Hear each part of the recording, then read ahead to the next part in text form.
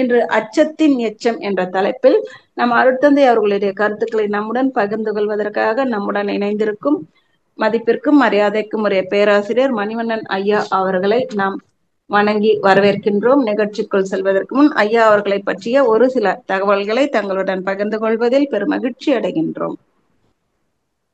மதிப்பிற்கும் மரியாதைக்கும் உரிய பேராசிரியர் மணிவண்ணன் ஐயா அவர்கள் அச்சுத்துறையில் நவீன மூலப்பொருட்களை கடந்த 43 வருடங்களுக்கும் மேலாக விற்பனை செய்து கொண்டு வருகின்றார்கள். வேதாத்திரியத்தில் கடந்த 30 வருடமாக தொண்டு செய்து கொண்டு வருகின்றார்கள். குறிப்பாக பேராசிரியராக 20 ஆண்டுகளாக தொண்டாற்றி வருகின்றார்கள். சிவகாசி மனவளக்கலை அறக்கட்டளையை உருவாக்கி அறங்காவலராக சிறப்பாக சேவை செய்து கொண்டு வருகின்றார்கள்.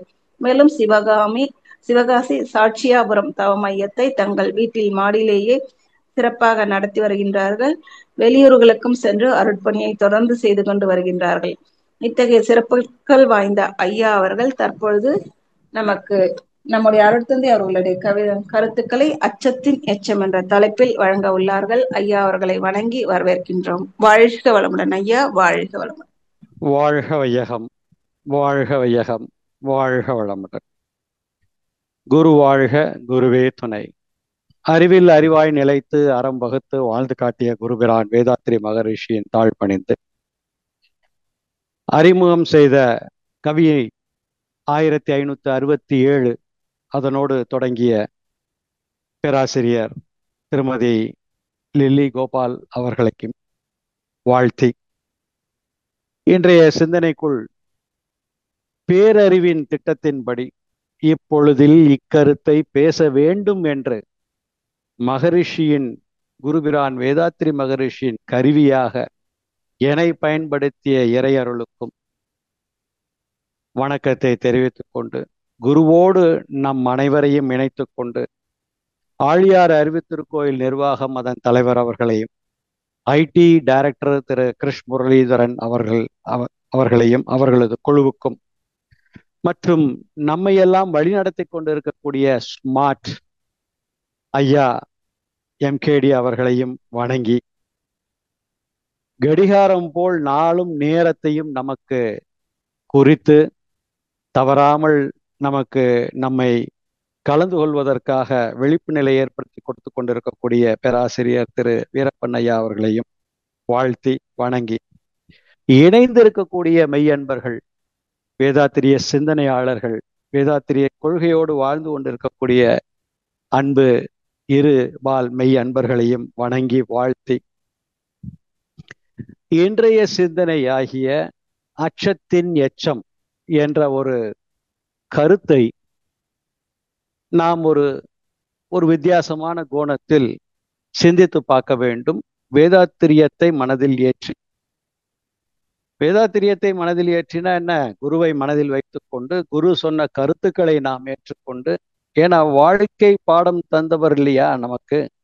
எல்லா பாடங்களும் கற்றுக்கொள்வதற்கு இந்த உலகில் ஏகப்பட்ட வசதிகள், வாய்ப்புகள், பல பொருளாதாரம் செலவழித்தாலும் நாம் கற்றுக்கொள்வதற்கு வாய்ப்புகள் உண்டு.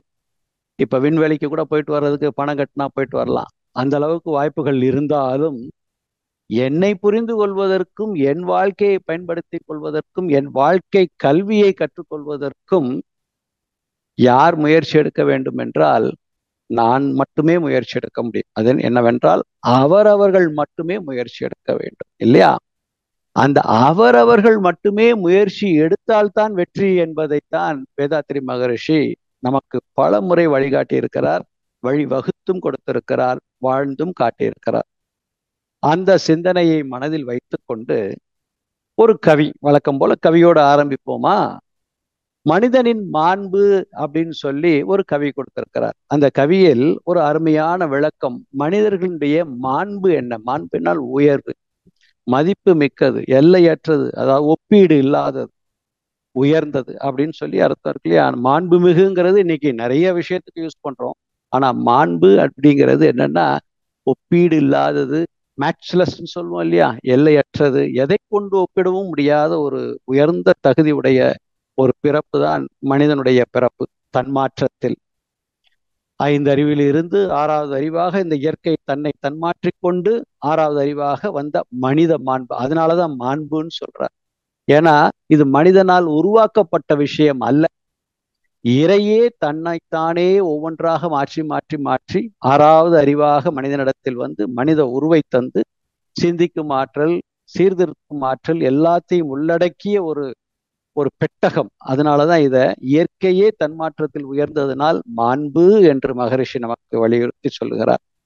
மனித உயிர் பிறவி அதன் மதிப்பை உணர வேண்டும். இந்த வரியில சொல்றாரு பாருங்க. யாருக்கு சொல்றாரு? மனிதர்களுக்கு தானே சொல்ல முடியும். மனித உயிர் பிறவி அதன் மதிப்பு. மனித பிறவி அதன் மதிப்புன்னு சொல்லவில்லை இல்லையா? மனித உயிர் பிறவி அதன் மதிப்பு உணர வேண்டும். அப்படின்னா இது என்ன? மனிதனுக்கு வேற உயிர், விலங்கினத்திற்கு வேற உயிரா? நம்ம அன்பர்களுக்கெல்லாம் நல்லா தெரியும் இல்லையா? ஆமா, உயிர் ஒன்றுதான். ஆனால் அந்த உயிருக்குள் இருக்கக்கூடிய பதிவுகள் வெவ்வேறாக இருக்கும் இல்லையா? ஒரு விலங்கினம் எடுத்தா கோடிக்கணக்கான விலங்கினங்கள் இருக்கிறது. எல்லாவற்றுக்கும் ஒரே உயிர் என்றாலும் அந்த ஒவ்வொரு விலங்கினத்திற்குள்ளும் இருக்கக்கூடிய பதிவுகளுக்கு ஒப்ப அந்த விலங்கினங்கள் குணங்கள் இருப்பதைப் போல அது அத்தனையும் சேர்த்துக்கொண்டு 5 அறிவில் இருந்து 6வது அறிவாக வந்திருக்கக்கூடிய மனித உயிருக்கு பிறவி அதன் மதிப்பு உணர வேண்டும்னு சொல்றார். அப்ப எல்லா பதிவுகளையும் சுமந்து கொண்டு வந்திருக்கக்கூடிய இந்த மனித உயிர் எதை உணர வேண்டும்ங்கிறாரு? பிறவி. அந்த உயிர் இந்த உடலாக மாறியது, 6வது அறிவாக மாறியதன் பிறவி. பிறவினா மாறியதின் மதிப்பு, அதனுடைய வேல்யூஸ் உணர வேண்டும்ங்கிறார். ஏன் சொல்றாரு தெரியுமா? மனித இனத்திற்கு மட்டுமே தன்னை புரிந்து கொள்ளக்கூடிய ஆற்றலும், தன் அறிவை புரிந்து கொள்ளக்கூடிய ஆற்றலும், தன்னை சுற்றி இருக்கக்கூடிய இயற்கையை புரிந்து கொள்ளக்கூடிய ஆற்றலையும் யாருக்கு இருக்கு? மனிதனுக்கு இருக்கு. அப்ப அதை உணர்வு கொள்ளக்கூடிய அறிவு நம்மகிட்ட இருக்கும்போது அதனுடைய வேல்யூஸை யார் புரியணும்? நம்ம தான் புரியணும். இது முதல் வரி. அதற்கப்புறம் சொல்றாரு பாருங்க, மனம் உயிர் மெய் மூன்றான மறைபொருட்களான. இது எல்லா இடத்துலையும் இருக்குன்னாலும் மனம் உயிர் மெய். மனம் என்பது மனிதனுடைய விரிவு நிலை, அதாவது மனம் எண்ணங்களின் தொகுப்பு. அது அது ஒரு உயிர். அடுத்தது உயிர். மெய், உயிருக்கும் மூலமாக இருப்பது மெய். அந்த மெய் தான் என்னவாக மாறியது? பஞ்சபூதங்களாக மாறிற்று. அதில் ஒன்று விண்ணு, விண்ணு தான் உயிராக வந்து உயிரின் விரிவலைகள் தான் மனமாக மாறிற்று. அப்ப இந்த மூன்றையும் பார்க்க முடியுமா? மனதை பார்க்க முடியுமா? இல்ல. உயிரை பார்க்க முடியுமா? இல்ல. இவை எல்லாவற்றிற்கும் மூலமாக இருக்கக்கூடிய மெய்யை பார்க்க முடியுமா? இல்ல. அப்ப மூன்றும் மறைந்து இருக்கக்கூடிய பொருட்களான, அது மூன்றும் மறைந்துதான் இருக்கிறது. மனிதனுடைய ஆற்றல்களை மலர வைக்க வேண்டும். இந்த மூணும் எங்கே இருக்கு? மனிதனுடைய ஆற்றலாகவே உள்ள இருக்கு. அதை மலர வைக்க வேண்டும். இப்ப நம்ம ஒரு செடியை எடுத்து விதைய போட்டு எதுக்கு போடுறோம்? அது செடியாக மாற வேண்டும். ஒண்ணு பூத்து நமக்கு அழகாக காட்சியளிக்க வேண்டும், இல்ல காய்த்து நமக்கு பயன் தர வேண்டும் இல்லையா? அதே போல இந்த விதை, இந்த வித்துக்குள் இந்த மூன்றும் மறைந்து இருக்கிறதை மலரச் செய்ய வேண்டும். மனிதனுடைய ஆற்றல் இந்த மூன்றுடைய உதவியினால், மனதினுடைய வேகத்தினால், உயிரினுடைய இயக்கத்தினால், அந்த மூலமாகிய மெய்ப்பொருளின் இருப்பினால் இந்த மூன்றையும் இணைத்து புரிந்து மனிதனுடைய ஆற்றலை மலரச் செய்ய வேண்டும், மலர வைக்க வேண்டும். இது 2வது 3வது வரி. மறைந்திருக்கும் உட்பதிவாம் பலவினைகள் தம்மை. அதை மலர வச்சாதான், நம்ம முதல்ல பார்த்தோம் இல்லையா, மறைந்து இருக்கக்கூடிய பதிவுகள் எல்லாம் டிரான்ஸ்ஃபர் ஆகி நமக்குள்ளே இருக்கு. அதனாலதானே நம்ம கிட்ட நிறைய குணங்கள் எல்லாம் இருக்கு இல்லையா? அது ஒன்னொன்னா பார்ப்போம். அப்ப மறைந்திருக்கும் உட்பதிவாம் பலவினைகள் தம்மை மனிதனே மாற்றி அறச்செயல் பதிவு செய்ய வேண்டும். இது வேற எந்த விலங்கின, எந்த உயிரினத்திற்காவது உண்டா? மனிதனும் ஒரு விலங்கினம் தானே, சோசியல் அனிமல்னு நமக்கு பேர் உண்டு, சொல்லிக்கலாம், தப்பு ஒன்றும் இல்லை. ஆனால் அந்த சோசியல் அனிமல்ல இருந்து மனிதன் என்ற அறநிலைக்கு உயர்ந்துட்டோம்னா மாண்புமிக்க மனிதனாக மாறிவிடும். அப்ப மனிதனும் தெய்வமாகலாம் அப்படிங்கிற ஒரு தன்மைக்கு உயர்கிறோம். அப்ப மறைந்திருக்கும் உட்பதிவாம் பலவினைகள் தம்மை மனிதனே மாற்றி, யார் மாத்திக்கணும்? அவரவர்களுக்குள்ளே இருக்கக்கூடிய பதிவுகளை அவரவர்களே சரி செய்து அறச்செயல் பதிவுகள் செய்து, இங்க சொன்னாங்க பாத்தீங்களா, பலமுறை கூறு வெற்றி கிட்டும் சொன்னார். அப்ப அறச்செயல் செய்ய வேண்டும் என்றால் பழைய பதிவுகள் மேற்கொண்டு வர முடியாது. அதை வச்சு ரப்பர் வச்சுலாம் அழிக்க முடியாது, எழுதுனதை அழிச்ச மாதிரி முடியாது. அப்ப என்ன செய்யணும்? இப்ப இக்காலத்தில் இப்ப இருக்கக்கூடிய சூழ்நிலையில் இந்த ஆகாமியத்தில் அப்ப நாம இப்போ இனிமேல் நம்முடைய விழிப்பு நிலையிலிருந்து எண்ணுகின்ற எண்ணம், சொல், செயல் இவை மூன்றும் தனக்கும் பிறருக்கும் இந்த சமுதாயத்திற்கும் நன்மை தரக்கூடியதாக செய்தோமேயானால் அது அறச்செயல் இல்லையா? அந்த செயல்களை மீண்டும் மீண்டும் மீண்டும் மீண்டும் செய்ய அது பதிவாக மேலே பதிந்து விடுகிறது. அப்ப கீழே உள்ளது மேல வருமானா வராது. ரைட். அப்ப இப்படி செய்யும் பொழுது என்ன நடக்குது பாருங்க, பை டிஃபால்ட்டா மன தூய்மை வினை தூய்மை பெற்று விடுகிறது. எது? இந்த மனம் உயிர் மெய். மன தூய்மை அடைஞ்சிருது, வினை தூய்மை அடைஞ்சிருது. ஏன்னா நன்மை தானே கிடைக்குது. அப்ப பெற்று பரத்துறைந்து, பரம்னா என்னதுன்னா எங்கும் நிறைந்திருப்பது, அதை விட சிறியதும் கிடையாது, அதை விட பெரியதும் வேற எந்த பொருளும் கிடையாது, எங்கும் ஊடுருவி இறைப்பது, அப்ப எல்லாமாக இருப்பது. அப்ப பரத்துறைந்து அப்படி இருக்கக்கூடிய ஒரு பொருள்தான் மெய். அந்த பொருளோடு உறைந்துன்னா இணைந்து அப்படின்னு அர்த்தம். மனிதனவன் உயர் மனிதனாக வாழ வளை செய். அப்ப இதை உணர்ந்தாச்சுன்னா மனிதன் உயர் மனிதனாக மாண்புமிகு மனிதனாக வாழ செய்யும் மன வள கலை அதனை பரப்பி நலம் காண்போம். யாரு சொல்றா? நமது குருபிரான் வேதாத்திரி மகரிஷி. அப்பா இது மனிதர்களுக்குத்தான் இந்த சிறப்பு இருக்கு, வாங்க நாம பெற்ற இன்பத்தை இந்த மக்கள் அனைவரும் பெற வேண்டும் என்ற நோக்கத்தோடு இந்த மனவளக்கலையை நாம, அப்ப மனவளக்கலையை பரப்ப வேண்டும் என்றால் எதையெல்லாம் கலைந்து வெளியே எடுக்க வேண்டும் அப்படின்னு நமக்கு நிறைய கொடுத்திருக்கிறார். அதுல ஒன்றுதான் இன்று அச்சத்தின் எச்சம் அப்படிங்கிறத பார்க்க போறோம். இப்ப அச்சம் என்றால் என்ன, எச்சம் என்றால் என்ன அப்படிங்கிறத ஒரு சின்ன மேற்கோள் பார்த்துட்டு அறிவு, சினம், அச்சம் இதையும் கொஞ்சம் பார்த்துட்டு விளக்கங்களுக்கு போயிடலாம். எஸ், அச்சம் என்றால் என்ன? அச்சம் ஏன் வருகிறது? அச்சம் நல்லதா கெட்டதா? இதெல்லாம் நமக்குள்ள கேள்வி கேட்டு பார்த்துருக்கோமா? அச்சம் இல்லாமல் யாரும் இருக்கிறோமா? யாரும் இருக்கிறதுக்கு வாய்ப்பே இல்லை. எல்லாருக்கும் ஒரு அச்சம் இருக்கும். இந்த அச்சம் என்றால் என்ன அப்படிங்கிறத முதல்ல சிந்திக்கணும். ஏன் வருகிறது அதையும் சிந்திக்கணும். அச்சம் ஒரு இயல்பான விஷயமா? மகரிஷியே சொல்றார். எங்கே சொல்றாரு தெரியுமா அன்பர்களே? நல்லா சிந்திங்க. வாழ்க்கை தத்துவம் 12 3 காப்புகள் சொல்றாங்க. என்ன காப்பு சொல்றாங்க? 3 காப்புகளும் என்னென்ன காப்புகளாக இருக்கிறது? முதல்ல இயற்கை சீற்றம். ஏன்னா விலங்கினமாக இருக்கும்போது இயற்கை சீற்றத்திலிருந்து தன்னை பாதுகாத்துக் கொள்வதற்கு அந்த உயிர் பழகுகிறது. அடுத்தது வேற்றுயிர் பகை. அப்ப இயற்கை சீற்றம் விலங்கினத்திற்கும் வரும், மனிதனுக்கும் வரும் இல்லையா? வேற்றுயிர் பகை விலங்கினத்திற்கும் வரும், மனிதனுக்கும் வரும். ரைட். அடுத்தது தற்செயல் விபத்து. அதுவும் விலங்கினத்திற்கும் வரும், மனிதனுக்கும் வரும். இப்ப பாக்குறோமே, அப்பப்ப நம்ம குழி தோண்டி வச்சுட்டு போவோம், ஏதாவது ஒரு ஆடு மாடு தெரியாம உள்ள போய் விழுந்துருது இல்லையா? அப்ப அதெல்லாம் தற்செயல் விபத்து. இன்னொருத்தர் செய்யக்கூடிய ஒரு கவனக்குறைவினால் இன்னொரு உயிருக்கு துன்பம் ஏற்படுகிறது. இதுதான் தற்செயல் விபத்து. இது நாம வண்டி ஓட்டிட்டு போகும்போது நடக்கக்கூடிய விஷயங்கள். சரி, அப்ப இந்த காப்புகள் 3 ஏன் கொடுத்திருக்கிறாருன்னு கொஞ்சம் ஆராய்ச்சி பண்ணி பார்த்தோம்னா யோசனை வருது. அப்ப இந்த உயிரின் இயல்பு என்னவாக இருக்கிறது என்றால், நாம் குட்டி குழந்தையா இருக்கும்போது பாத்தீங்க அப்படின்னா இளங்கன்று பயம் அறியாதுன்னு சொல்லுவோம் இல்லையா? அப்ப அந்த இளங்கன்று எண்ணம் அறிக்குது. குழந்தையா இருக்கும்போது நமக்கு அச்சம்ங்கிற எண்ணம் நமக்கு உதயம் ஆயிருக்காது. அதனால ஏதாவது ஒரு பூச்சி போச்சுன்னா கூட நம்ம டப்புன்னு அடிப்போம், அல்லது பிடிச்சி இழுப்போம், அல்லது அதை பத்தி நமக்கு தெரியாது. அதனால அங்க அச்சம் இல்லை.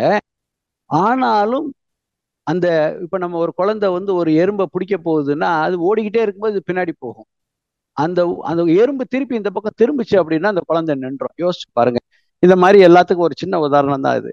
அப்ப அந்த திருப்பி அந்த குழந்தை நிக்கிது பாத்தீங்களா? அந்த நிற்கும் போது ஏற்படுகின்ற ஒரு சிறிய உணர்வு தான், முன்னெச்சரிக்கை உணர்வு தான் அச்சம் என்று காலப்போக்கில் அச்சம் தான். அதான் அச்சம். அது பாதுகாப்பு.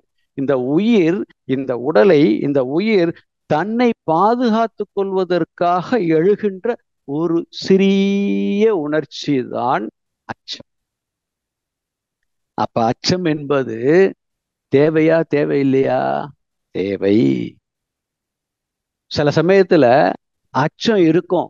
அந்த அச்சம் தான் பல விஷயங்களை நம்மளை காப்பாத்தி இருக்கும். சில சமயம் அந்த அச்சம்தான் பல விஷயத்துல நம்மள பின்னாடி தள்ளிடும். அதைத்தான் இன்னைக்கு ஆராய்ச்சி பண்ண போறோம்.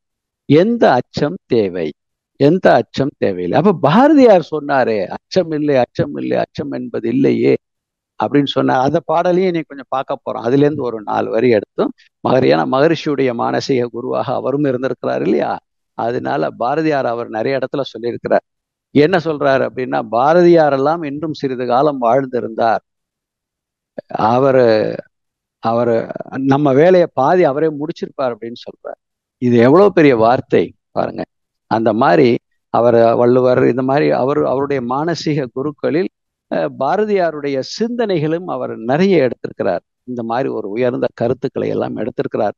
இருந்தாலும் பாரதியார் ஒரு புரட்சி கவிஞன். நம்மளுடைய வேதாத்திரி மகரிஷி திரட்சியை உருவாக்கக்கூடிய ஒரு ஞானி. பாரதியார் ஒட்டுமொத்த சமுதாயத்திற்கும் வீரம் வேண்டும் என்பதில் திலமாக இருந்தார். நமது வேதாத்திரி மகரிஷி ஒவ்வொரு உயிரும் திரட்சி பெற வேண்டும். அப்பனா வீரம் தானாக வர வேண்டும். வீரம் எப்படி இருக்க வேண்டும் என்றால், பகைவனை வெல்வதற்கு மட்டும் வீரம் இருக்கக்கூடாது, உன்னை வெல்வதற்கும் வீரம் வேண்டும் அப்படிங்கிறதா வேதாத்திரி மகரிஷியுடைய கருத்து.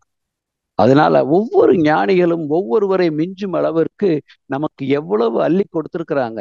நாம என்ன செய்ய வேணும்? சிம்பிளா டெய்லி கொஞ்சம் கொஞ்சம் கடைபிடிச்சா போதும். சரியா? அப்ப அச்சம் என்பது ஒரு உயிரின் இயல்பான ஒரு உணர்வு தான். பாதுகாப்புக்காக இந்த இயற்கையே அந்த இடத்துலதான் மகரிஷி நமக்கு சொல்வார் பார்த்தீங்களா, அறிவின் நிலைப்படிகள் 5: இன்ஸ்டிங், இன்ட்யூஷன், நாலேஜ், அதுக்கப்புறம் பெர்ஸ்பிகாசிட்டி, அதுக்கப்புறம் விஸ்டம் சொல்றாரு. அப்போ ஒவ்வொரு உயிருக்குள்ளேயும் இந்த தன்மை இருக்கிறது. அப்ப இந்த தன்மை அச்சம் என்பது நம்ம மொழி வழக்கில் அதை கொண்டு வந்தோம். அச்சம் என்பது பாதுகாப்புக்காக நமக்குள் ஏற்படுகின்ற ஒரு உணர்வு. அந்த உணர்வின் மூலமாக அந்தந்த உடலை தாங்கிக் கொண்டு இருக்கக்கூடிய உயிர் அந்தந்த உடலை பாதுகாத்துக் கொள்வதற்காக எடுத்துக்கொள்ளக்கூடிய ஒரு ஒரு உணர்வு, ஒரு முயற்சி தான் அச்சம். அப்ப அச்சம் என்பது நம்மை வழிகாட்டுவதற்கும் நம்மளை மேம்படுத்துவதற்கும் உரிய ஒரு பொருள். இது எங்கே அச்சம் நமக்கு எச்சமாக மாறுகிறது? ஒரு கவியில மகரிஷி சொல்றார். எப்படி சொல்லுகிறார் பாருங்க. சினமும் அச்சம் வாழ்க்கையை சீர்குலைக்கும் ஒரு கவி சொல்றார். 1966 எழுதியிருக்காரு. 1565 பாடல். சினம் அச்சம் இரண்டும் ஓர் மனிதனின் வாழ்வில் சீர்குலைய செய்யும் கொடும் உத்தியாகும்ங்கிறார். எவ்வளவு அருமையா சொல்லியிருக்கிறார் பாருங்க. சினம் அச்சம். சினத்தையும் நமக்கு இன்னைக்கு காலையில அம்மா சொன்ன லீலாவதி அம்மா சொன்ன அந்த இது சினம் கவலை 1567. அதே ஜஸ்ட் 2 கவிக்கு முன்னாடி சொல்லியிருக்கிறாரு பாருங்க. சினம் அச்சம் இரண்டும் ஓர் மனிதனின் வாழ்வில் சீர்குலைய செய்யும் கொடும் உத்திங்கிறார். கொடும் உத்திங்கிறார், சீர்குலைய செய்யும் உத்திங்கிறார்.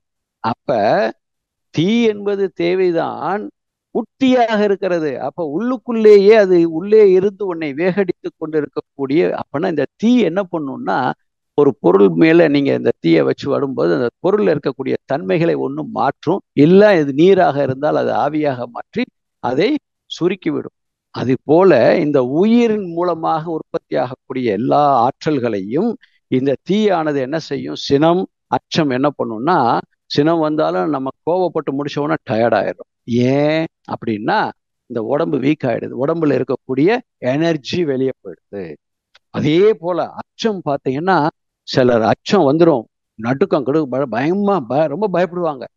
அந்த பயத்துல என்ன ஆகும்னா, நாக்கு வறண்டுரும், தொண்டை காஞ்சிரும், உடம்பெல்லாம் நடுங்கும், மறதி வந்துடும். எத்தனை கெடுதல் இருக்கு பாருங்க அச்சம்.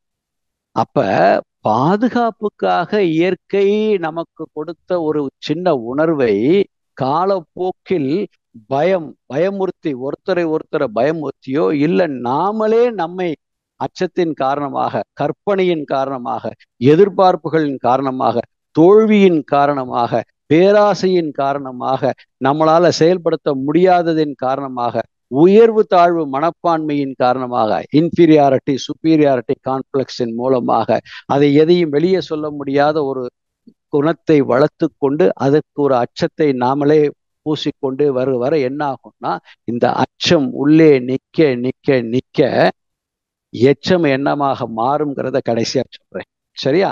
ரைட். அப்ப இந்த அச்சம் என்பது என்னங்கிறது முதல்ல புரிஞ்சுக்கிட்டோம்.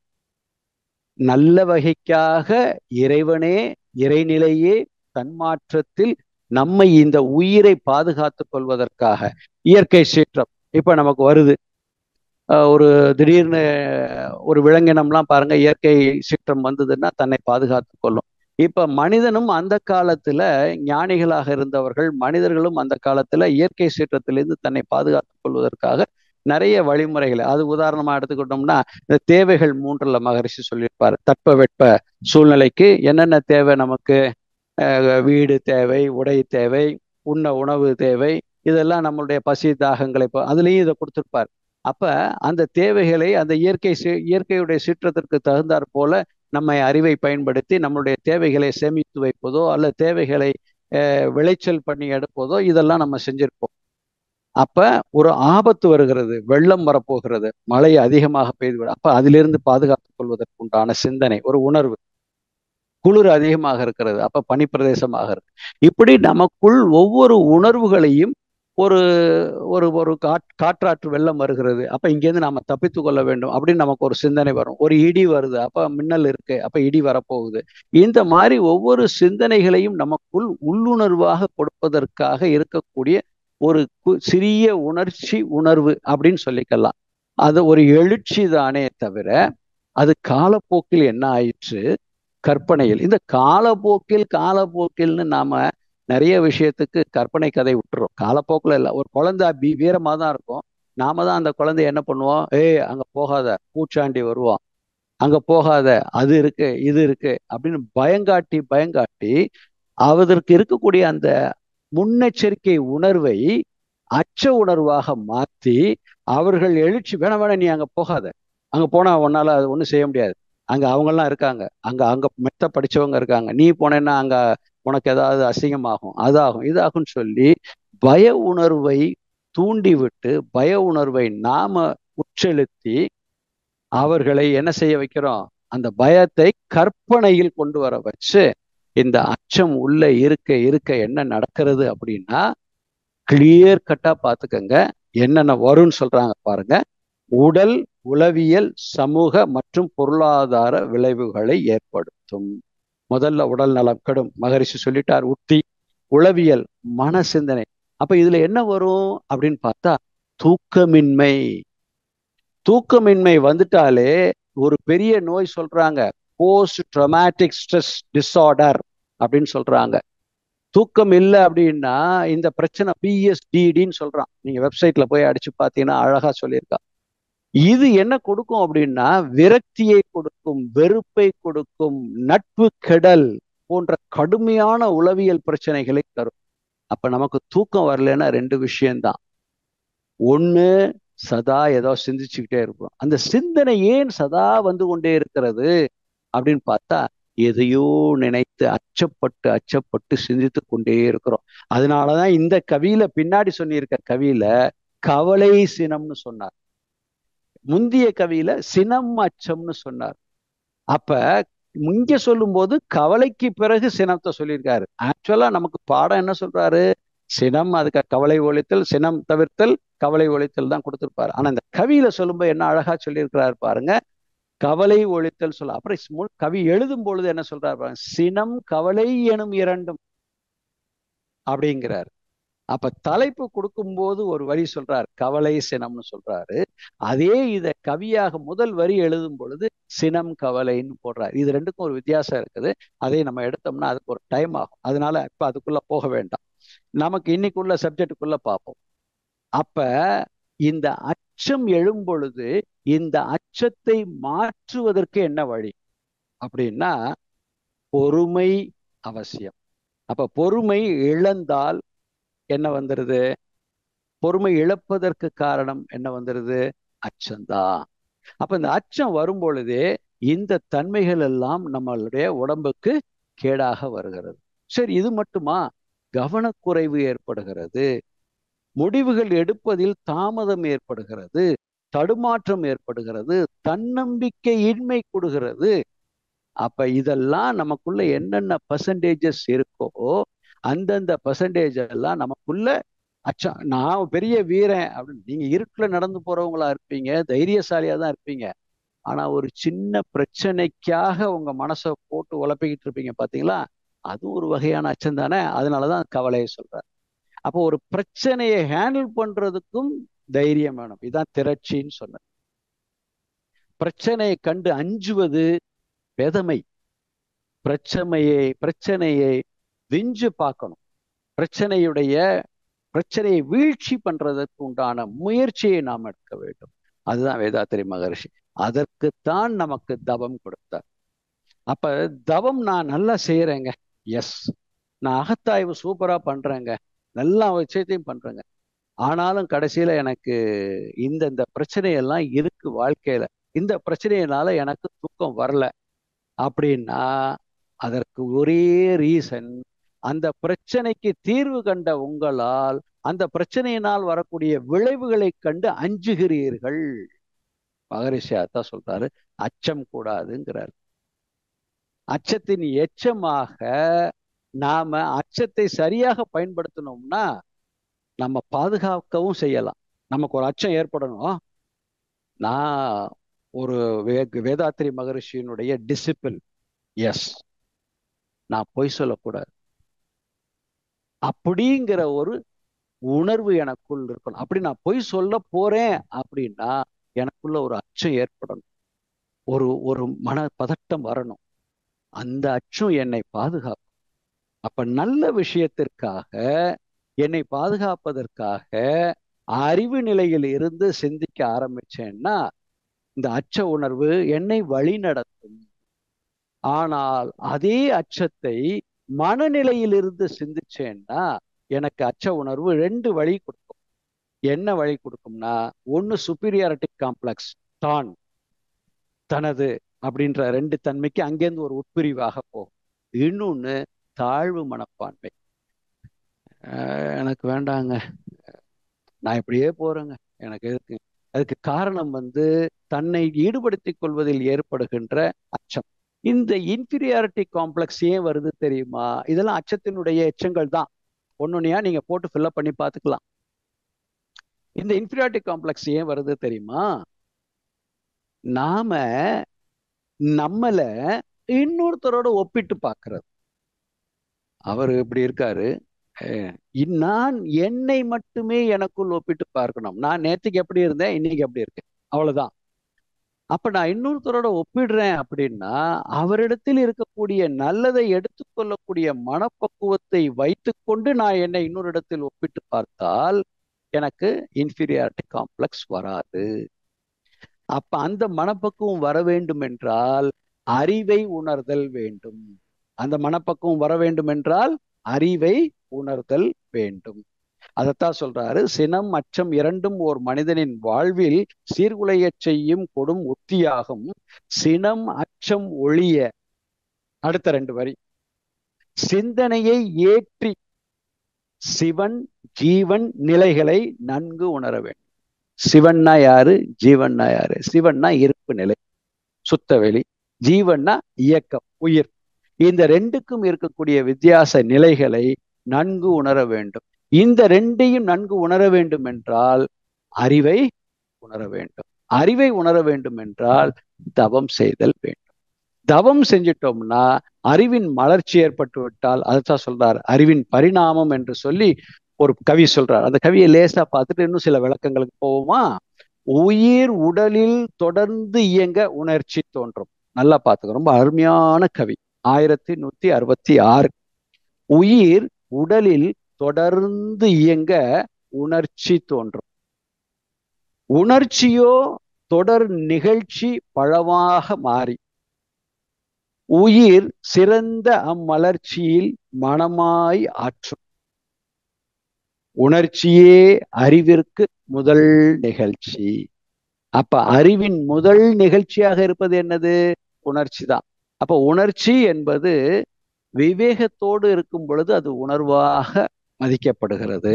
உணர்ச்சி என்பது வேக நிலையில் இருக்கும் பொழுது அது என்னவாக மாறுகிறது? சீரமைக்கப்படாத ஒரு தன்மையாக மாற்றமடைகிறது. ஆனாலும் என்ன சொல்றாரு? உணர்ச்சியே அறிவின் முதல் நிகழ்ச்சி. உயிர் என்றால் உணர்ச்சி நிலை பிண்டம் என்றாம். ரொம்ப அழகா சொல்லியிருக்கார். உயிர் என்றால் உணர்ச்சி நிலை பிண்டம் என்றார். இந்த பிண்டத்துக்குள் உயிர் என்றால் உணர்ச்சி நிலை தான் அது. அதுல வேற எந்த மாற்று கருத்தும் இல்லை. உணர்ச்சி இல்லா நிலையில் உயிர் விண்தான். அப்படித்தானே? அப்ப இந்த ஓர் அறிவில் இருந்து ஆறாவது அறிவு வரைக்கும் இயங்கிக் கொண்டிருக்கக்கூடிய இந்த உயிரினங்களுக்குள் எது இயங்கிக் கொண்டிருக்கிறது? விண்ணுதான். விண்ணு இங்க உயிரினமாக வரும் பொழுது உணர்ச்சி இருந்தா தானே அது செயல். உணர்ச்சி இல்லாட்டி அது செயல் இல்லை. அப்ப அறிவின் முதல் நிகழ்ச்சியாக வருவது உணர்ச்சி தான். அது இல்லை, அது இந்த உணர்ச்சி இல்லாத நிலையில் உயிர் விண்தான். அதை நம்ம புரிஞ்சுக்கணும். அப்ப விண்ணும் உயிரும் ஒன்று என்பதை இந்த அறிவுக்கு முதல் பாடமாக நாம நல்ல நிலைநிறுத்தி வைத்துக் கொள்ள வேண்டும். சரியா? அடுத்தது என்ன சொல்றாரு பாருங்க. உயிர் உணர்ச்சி உள்ளொடுங்க தவம். ரொம்ப அழகா சொல்லியிருக்கு பாருங்க. விண்ணுதான் உயிராக இருக்கிறது. உயிர் இந்த உடலில் இயங்கவில்லை என்றால் அது விண்ணாக மாறிடும். அது வேற. அது அப்புறம் அதுக்கப்புறம் வேற என்னங்கிறது, உயிருக்கு பிறகு இந்த உடலுக்கு அப்புறம் இந்த உயிர் என்னவாக இருக்கிறதுங்கிறது வேற ஒரு சப்ஜெக்ட். இப்ப இந்த இடத்துல இதை மட்டும் எடுத்து பார்ப்போம். உயிர் உணர்ச்சி உள்ளொடுங்க தவம். அப்ப இந்த உடலுக்குள் உயிர் இயங்கி கொண்டிருக்கும் பொழுதுதான் நீங்க தவம் செஞ்சா இந்த உணர்ச்சி உயிருக்குள்ளேயே ஒடுங்கும். இப்போ ஒரு பால் அடுப்புல வைக்கிறீங்க, பொங்குது. 2 மெத்தடு 3 மெத்தடு நிறைய மெத்தடு சொல்லலாம். ஆனா சரியான மெத்தடு என்ன? கொஞ்சம் யோசிச்சு பார்த்தோம்னா, தத்துவ ரீதியாக யோசிச்சு பார்த்தோம்னா, பிராக்டிக்கல் எடுத்து பார்த்தோம்னா, ஸ்டவ்வை குறைக்கணும், வெப்பத்தை குறைக்கணும், இல்லை இறக்கி கீழே வைக்கணும், இல்லை ஊதணும். ஆனா சரியானது என்ன? எது ஆவியாக மாறி இருக்கிறதோ அதை தணிப்பதற்கு அந்த ஆவியான இன்னொரு திரவத்தை பூத்தணும். ஒண்ணு வேற கொஞ்சம் பால் இருந்தா கொஞ்சத்தை ஊத்துனா அது டப்புன்னு இறக்கிடும், இல்லை கொஞ்சோண்டு தண்ணி தெளிப்பாங்க. இதை ரெண்டும் தெளிச்சுட்டா என்ன ஆகும்? பொங்கிய இறங்கிடும். அப்ப அந்த எழுச்சி பெற்ற அந்த அந்த ஒரு உயர்வு எழுச்சி பெற்றது திருப்பி உள்ளேயே அடங்கிறது. அப்ப அந்த தவம் செய்ய செய்ய எழுச்சி, உயிரிலிருந்து எழுச்சி பெற்ற அந்த உணர்ச்சி அதற்குள்ளேயே அடங்கிறது. பால் பொங்கிய பால் நாம தண்ணி தெளிச்ச உடனே அதுக்குள்ளேயே அடங்குவதை போல தவம் நமக்கு அந்த தகுதியை தருகிறது. பரத்தில் உணர்வு லயமாகி நின்றால் அதற்கு பேர் வீடு பேர். ஏன்னா இந்த உயிர் உடலில் இயங்கிக் கொண்டிருக்கும் போதே தவம் செய்து பழகும் பொழுது இந்த விண்ணுக்கும் இந்த உயிருக்கும் தொடர்பு இருக்கு. எப்படின்னா அதானே, விண்ணுதான் இங்க உயிராக இருக்கிறது. அப்ப உள்ளொடுக்கி அதில் தவம் செய்து பழக பழக எதோட நம்ம லயமாகிறது அப்படின்னா, உணர்ச்சி என்னவாக மாறுகிறது? உணர்வாக மாறுகிறது. என்ன உணர்வாக மாறுகிறது? அமைதி. எப்படி பாலில் தண்ணி தெளிச்ச உடனே பொங்கிய பால் அப்படியே அமைதியாகி விடுகிறதோ, அதே போல இந்த விண்ணில் இந்த உயிரில் இருந்த பதிவுகள் எல்லாம் தவம் செய்யும்போது என்ன செய்யறோம்? வான்காந்த ஆற்றல் இந்த உடலுக்குள் பாய்ந்து உடலிலே உயிரிலே அலையலையாக பாய்ந்து நிரம்புகிறது இல்லையா? நிரம்பும் பொழுது இந்த வான்காந்த ஆற்றல் இங்க பொங்கி எழக்கூடிய அந்த இது தவம் செய்யும் பொழுது உள்ளே சென்று சென்று சென்று சென்று இதுவும் அதுவும் லயமாகும் பொழுது உணர்ச்சி என்ற பொங்குதல் இல்லாமல் உணர்வு என்ற அலைக்கு மாறிவிடுகிறது என்பதை நாம மனசுல வச்சுக்கிட்டோம்னா, தவத்தை கரெக்டா செஞ்சிட்டோம்னா வீரனாக இருக்கலாம் சபையில், ஆனால் கோழையாக மனதிற்குள் இருப்போம். எதன் பேர்ல? கவலை. எந்த கவலையின் பேர்ல? கற்பனையின் பேரில். கற்பனையின் பேரில் அல்லது எதிர்பார்ப்பின் பேரில் இது நடக்க வேண்டும் அது நடக்க வேண்டும் என்ற நோக்கத்தோடு நாம செய்து கொண்டிருக்கக்கூடிய ஒவ்வொரு விஷயத்திலும் வரக்கூடிய ஏமாற்றத்தின் பேரில் இதனால் வருகின்ற அச்சம், கவலை, இதை வெல்வதற்குத்தான் இந்த அச்சத்தின் எச்சம் தலைப்பு. அப்ப அச்சத்தின் எச்சம் என்னென்னு முதல்ல பார்த்தோம்னா, நல்ல எச்சங்களும் உண்டு, தீய எச்சங்களும் உண்டு. அண்ணன் தீய எச்சங்கள் சொல்றதுக்கு பதிலாக நன்மை இல்லாத எச்சங்கள் சொல்லிக்கலாமா? நன்மை இல்லாத எச்சங்கள் தான் நமக்குள் என்னவாக இருக்கிறது? 6 தீய குணங்களாக இருக்கிறது. 6 தீய குணங்களை நாம நேர் செய்வதற்கு என்ன இருக்கு? 6 தீய குணங்கள் என்ன? நம்ம எல்லாருக்கும் தெரியும். பேராசை, சினம், கடும்பற்று, முறையற்ற பால் கவர்ச்சி, உயர்வு, தாழ்வு, வஞ்சம். இந்த 6ஐயும் சரி செய்ய வேண்டும் என்றால் நமக்குள்ள என்ன இருக்கக்கூடாது அப்படின்னா, அச்சம் இருக்கக்கூடாது. இந்த அச்சம் இருந்து கொண்டே இருந்தால் நாம் எவ்வளவு தவசீலர்களாக இருந்தாலும், எவ்வளவு அகத்தாய்வு செய்தாலும், நமக்குள்ளேயே நாம் நம்மை வெறுத்து கொண்டே இருப்போம். என்னப்பா செய்யறது? நான் எல்லா முயற்சியும் எடுத்து பார்த்துட்டேன், எல்லாம் செஞ்சு பார்த்துட்டேன், எனக்கு ஒன்றும் நடக்க மாட்டேங்குதுப்பா. நம்மளால அடுத்தவனுக்கு தொந்தரம் இல்லாம நான் பாத்துக்கிறேனே அப்படின்ற ஒரு வெறுப்பு நிலையை மகரிஷா தான் சொல்வாரு. நீங்க வெறுப்பை மட்டும் மனசுல வளர்த்துக்காதீங்க அப்படின்னு சொல்வாரு. வெறுப்பை வளர்ப்பது மிக மிக ஆபத்தை தரக்கூடியது. அப்ப அச்சம், எச்சம்ங்கிறது வேற ஒண்ணும் இல்ல, ரெசிடியூவல்ஸ் சொல்லுவாங்க. பதிவுகளில் இருந்து வரக்கூடிய தேக்கத்தினுடைய ரெசிடியூவல்ஸ். அந்த ரெசிடியூவல்ஸ் தான் நம்ம பார்த்தோம். துன்பம் தரக்கூடியது என்னென்னு பார்த்துட்டோம் 4. அப்ப நன்மை தரக்கூடியது என்ன அப்படின்னு பார்த்தா ஒரே விஷயம்தான். உனக்கு நீ அச்சப்பட வேண்டும், ஆனால் சமுதாயத்தில் உன்னை நீ ஒப்பிட்டு கொண்டு எனக்கு அது இல்லை இது இல்லைன்னு சொல்லிக்கிட்டு இருந்தா அந்த துன்பம் தூக்கமின்மையில ஆரம்பிச்சு எல்லா நோயும் வருவதற்கு காரணங்களாக மாறி மேல் பதிவாக என்ன பதியும்? பாசிட்டிவா பேசுவோம், ஆனா நெகட்டிவா உள்ள நினைப்போம். அப்படின்னா என்ன அர்த்தம்? நேர்மறையாக பேசுவோம், அதெல்லாம் சூப்பர்ப்பா, அதை செஞ்சிடலாம்ப்பா, இதை பண்ணிடலாம்ப்பா, அழகா செய்யலாம், குரு இருக்காரு, நமக்கு என்ன, அதை பத்தி ஒன்றும் கவலை இல்லை, அப்படி இப்படி எல்லாத்தையும் குரு மேல சொல்லிட்டு, ஆனா நம்மளுடைய ஆழ் மனதுல எனக்கு அதெல்லாம் யோகம் இல்லப்பா, நமக்கு அதெல்லாம் நடக்காது.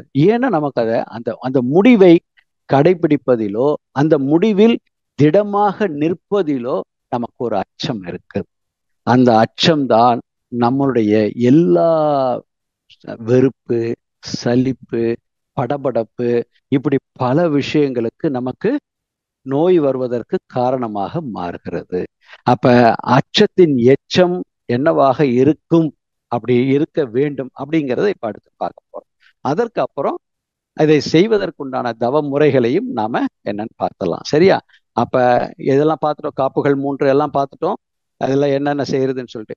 இன்னும் ரொம்ப முக்கியமான சயின்டிபிக்கலி ப்ரூவ்டு, அதான் வேதாத்திரியத்தினுடைய சிறப்பு. மகரிஷி நமக்கு ரொம்ப அழகா எடுத்து சொல்லிட்டாங்க. அச்சம் இருக்க இருக்க இந்த மெலோட்டினின் செரோட்டினின் நீங்க எவ்வளவுதான் தவம் செஞ்சு எல்லாத்தையும் கரெக்டா கொண்டு வந்தீங்கன்னாலும் அச்சத்தை உள்ளிருப்பாக வைத்து கொண்டு வச்சிருந்தீங்க அப்படின்னா மெலோட்டினின் செரோட்டினின் சுரக்கிறது குறைய ஆரம்பிச்சிடும். அப்ப மூளை செல்களுடைய வலு குறையும் பொழுது உடலில் பலவிதமான நோய்கள் வருவதற்கு உண்டான வாய்ப்புகள் வந்துவிடும். அப்ப எதை நாம வெளியெடுக்கணும்? அச்சத்தை வெளியெடுக்க வேண்டும். எப்படி அச்சத்தை வெளியெடுக்கணும்? அழகா சொன்னாங்க அம்மா இன்னைக்கு. அந்த என்று பலமுறை கூறு. எதை சொல்லணும்? இனம், அதாவது இனி என்னிடத்து எழாமல் காப்பேன். இப்ப அது சினம், கவலை, சினம் சொன்னார் இல்லையா? அதுல எச்சம், நம்மளுடைய அச்சத்தை கூட போட்டுக்கலாம். அச்சத்தை கூட போட்டுக்கிட்டு நாம பலமுறை எனக்கு அச்சம் இல்லை அச்சம் இல்லைன்னு சொல்ல அந்த வார்த்தையை போடக்கூடாது. நான் வேதாத்ரி மகரிஷியினுடைய சூக்கும துணையோடு, சீர் செய்த சிந்தனையோடு எந்த ஒரு செயலையும் எண்ணத்தையும் தீர்க்கமாக செய்யக்கூடிய தன்னம்பிக்கையும் திடமும் தைரியமும் என்னிடத்தில் வளர்ந்து கொண்டே இருக்கிறது அப்படிங்கிற ஒரு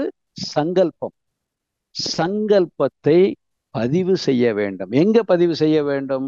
எப்படி இந்த அச்சம் உள்ளுணர்வாக கருத்தொடராக பல கோடி வருடங்களாக மனிதனுடைய 6வது அறிவு வரைக்கும் பதிவாகி வந்திருக்குதுன்னா அது எங்க பதிவாயிருக்குது? உயிர் துகள்கள்ல, காந்தத்துல, நம்மளுடைய ஜீவ காந்தத்துல பதிவாயிருக்கு. அப்ப எந்த ஒரு, அதனாலதான் மனப்பாட பகுதின்னு சொல்லுவாங்க இல்லையா? எந்த ஒரு மனம்னா காந்தம் தானே, காந்தத்தில் பதிய வைக்கணும். சரி, காந்தத்துல பதிய வச்சா போதுமா அப்படின்னா சிவன்லையும் பதியணும், ஜீவன்லையும் பதியணும். உயிர்லையும் பதியணும், உயிரின் உட்பொருளாகிய சிவன் அதாவது இருப்பு நிலையிலையும் பதியணும். அப்ப கருமையத்திலையும் பதிய வேண்டும். அப்ப கருமையத்தில் பதிய வேண்டும் என்றால் அதுக்குத்தான் அம்மா ரொம்ப தெளிவா இன்னொன்னையும் சொன்னாங்க. தினமும் ஒரே நேரத்தில் ஒரு குறிப்பிட்ட நேரத்தில் ஒன்று காலையிலோ அல்லது மாலையிலோ அதை நாம ரொட்டீனா செய்யணும். அப்ப எப்படி நாம ஒரு செருப்பை டெய்லி போட்டு பழகும் போது பாத்தீங்கன்னா நம்மளுடைய கால் பொசிஷனுக்கு செருப்பு அப்படி பதிஞ்சு ஒரு மாதிரி ஷேப் தெரியும். கடையில வாங்கின புது செருப்புக்கும் பழைய செருப்புக்கும் வித்தியாசம் தெரியும். அப்ப அங்க ஒரு பதிவு ஏற்படுது. எந்த பதிவு? இந்த கால் தடங்கள் அங்க தடம் எடுது, அப்ப எச்சம், இந்த காலுடைய பதிவு அங்க உட்காருது. அதே போல நீங்க ஒரு பாசிட்டிவாக பேசக்கூடிய வார்த்தைகளை, வெளியே பேசக்கூடிய வார்த்தைகளை பாசிட்டிவாக உங்களுடைய மனதிற்குள் பேசுங்க. ஆனாலும் வருதே லேசா கொஞ்சம் கொஞ்சம் பயம் வருது, வரட்டும். அதை பொருட்படுத்தாதீங்க. அதை தூக்கி போட்டுட்டு திருப்பி மேற்பதிவாக நல்லதையே பதிய வைக்க அது காலப்போக்கில் மாறிவிடும். எப்படி இந்த ஒரு புது செருப்பு பிளாட்டா இருந்தது, நம்ம போட்டு போட்டு பழக பழக பழக நம்மளுடைய உடல் எடைக்கும் நம்மளுடைய உடல் நடைக்கும் தகுந்தாற் போல அந்த செருப்பு தன்னுடைய தடங்களை மாற்றிக்கொள்கிறதோ, சாதாரண ஒரு ஜடப்பொருள், அது ஒரு உயிர் பொருளிலிருந்து வந்ததுதான், இருந்தாலும் அது மாறும் பொழுது இந்த ஆற்றலோடு இருக்கக்கூடிய இந்த உயிருக்கு நம்மளால் மாற்ற முடியுமா முடியாதா? சைக்கிள் ஓட்டிக்கிட்டு இருந்த நாம இன்னைக்கு கார் ஓட்டுறோமா ஓட்டலையா? அப்ப அது எப்படி வந்தது? ஆனா கார் ஓட்டிக்கிட்டே இருக்கும்போது இப்ப நான் எனக்குலாம் சில சமயம் ஒரு அச்சம் வரும். எதனால அந்த அச்சம் வருது? பாதுகாப்பு கருதி அச்சம் வரவு. கார் ஓட்டுறதுக்கே பயந்தா ஒன்றும் செய்ய முடியாது, வண்டி ஓட்டுறதுக்கே ஆனா பாதுகாப்பு கருதி அச்சம் இருக்க வேண்டும். சரிப்பா, நாம கரெக்டா போவோம், நம்ம பொறுப்பா போவோம். அப்ப பாதுகாப்பு அச்சத்தை பொறுப்புணர்வுகளுக்காக பயன்படுத்தி கொள்ள வேண்டும். அப்ப அந்த பொறுப்புணர்வு வளர வேண்டும் என்றால் பொறுமை அவசியமாக நமக்கு தேவை. அப்ப அச்சத்தில் விவேகத்துடன் ஓடி தன்னம்பிக்கை வளர்க்கக்கூடிய, இப்ப உதாரணத்துக்கு பார்த்தீங்கன்னா ஒரு விலங்கு இருக்கும், ஒரு விலங்கை இன்னொரு விலங்கு துரத்துகிறது. அப்ப துரத்தும் பொழுது அது ஏற்படுகின்ற அச்சம் தன்னை பாதுகாத்துக் கொள்வதற்காக அது வேகமாக ஓடுகிறது இல்லையா? அதே போல அந்த அச்சம் நம் வாழ்க்கையை நமக்கு பாதுகாக்கக்கூடியதாக இருக்க வேண்டும். இதை விலங்கிடத்திலிருந்து நாம பெற்றுக்கொள்ள வேண்டும். ஆனால் அதே விலங்கினத்திலிருந்து நமக்கு வந்த தேவையில்லாத பதிவுகளை நீக்குவதற்கும் அறம் செய்வதற்கும் நாம மாற்றி அமைத்துக் கொள்ள வேண்டும். அது சிறப்பு யாருக்கு இருக்கு? மனித இனத்திற்கு. நம்ம அடிக்கடி சிந்திப்போம் இல்லையா? விலங்கினம் தன்னை பிறந்ததிலிருந்து யானை இறக்கும் வரை யானையாகத்தான் வாழ முடியும். ஆனால் மனிதன் மட்டுமே தன் குணங்களை சீரமைத்து சீரமைத்து சீரமைத்து உயர்ந்த மனிதனாக வாழ்ந்து காட்டுவதற்கும் வாழ்வதற்கும் உண்டான திறனும் தகுதியும் உள்ள ஒரு பிறப்பு மனித பிறப்பு. அதனால நாம என்ன செய்யணும்? தவத்தின் மூலமாகவும் அகத்தாய்வின் மூலமாகவும் அச்ச உணர்வை நீக்க வேண்டும். அச்சம் நமக்கு பாதுகாப்பு அரணாக வைத்துக் கொள்ள வேண்டுமே தவிர அச்சமே நமக்கு பாதுகாப்பு ஆபத்தை தரக்கூடிய ஒரு விளைவுகளாக மாற்றி அமையக்கூடாது. அப்ப அருகுண சீரமைப்பு ரொம்ப முக்கியமானது. இதில் ரொம்ப ரொம்ப ரொம்ப சென்சிட்டிவான ஒரு பகுதி உயர்வு தாழ்வு மனப்பான்மை. அதனாலதான் பாரதியார் சொன்னார், அந்த கவியை பார்ப்போம்னு சொன்னோம் இல்லையா? அவர் சொல்றாரு பாருங்க, அச்சமில்லை அச்சமில்லை அச்சம் என்பதில்லையே, இச்சகத்தில் உள்ளோரெல்லாம் எதிர்த்து நின்ற போதிலும் அச்சமில்லை அச்சமில்லை. அப்ப வேற்றுயிர் பகை மகரிஷி சொன்னது வந்துருச்சா? அப்ப அந்த இடத்துல புறத்தேர்ந்து வரக்கூடிய நம்ம அதுக்கு தைரியம் இருக்கணும். இதுக்கெல்லாம் தைரியம் வளர்த்து கொண்ட நாம் அகத்தே இருந்து என்னை குற்றி கொண்டே இருக்கக்கூடிய முன்வினை பதிவுகள், தேவையற்ற கற்பனைகள், தேவையற்ற எதிர்பார்ப்புகள், தேவையற்ற ஒப்பீடுகள், இதன் மூலமாக எழுகின்ற குணத்தில் பதிந்திருக்கக்கூடிய குண வேறுபாடுகளினால் எழுகின்ற அச்சத்தை தான் நாம போக்க வேண்டுமே தவிர புறத்தே அச்சத்தோடு வாழ்வது பெரும்பாலும் இன்னைக்கு யாரும் இல்லை. ஓரளவுக்கு தைரியசாலியா தான் எல்லாரும் இருக்கிறோம். அப்ப அடுத்த வார்த்தையை சொல்றார், துச்சமாக எண்ணி நம்மை ஊறு செய்த போதில். சிலருக்கு அது ஒரு ஹேபிட்டா இருக்கும். அதுவும் இறைநிலை தான்.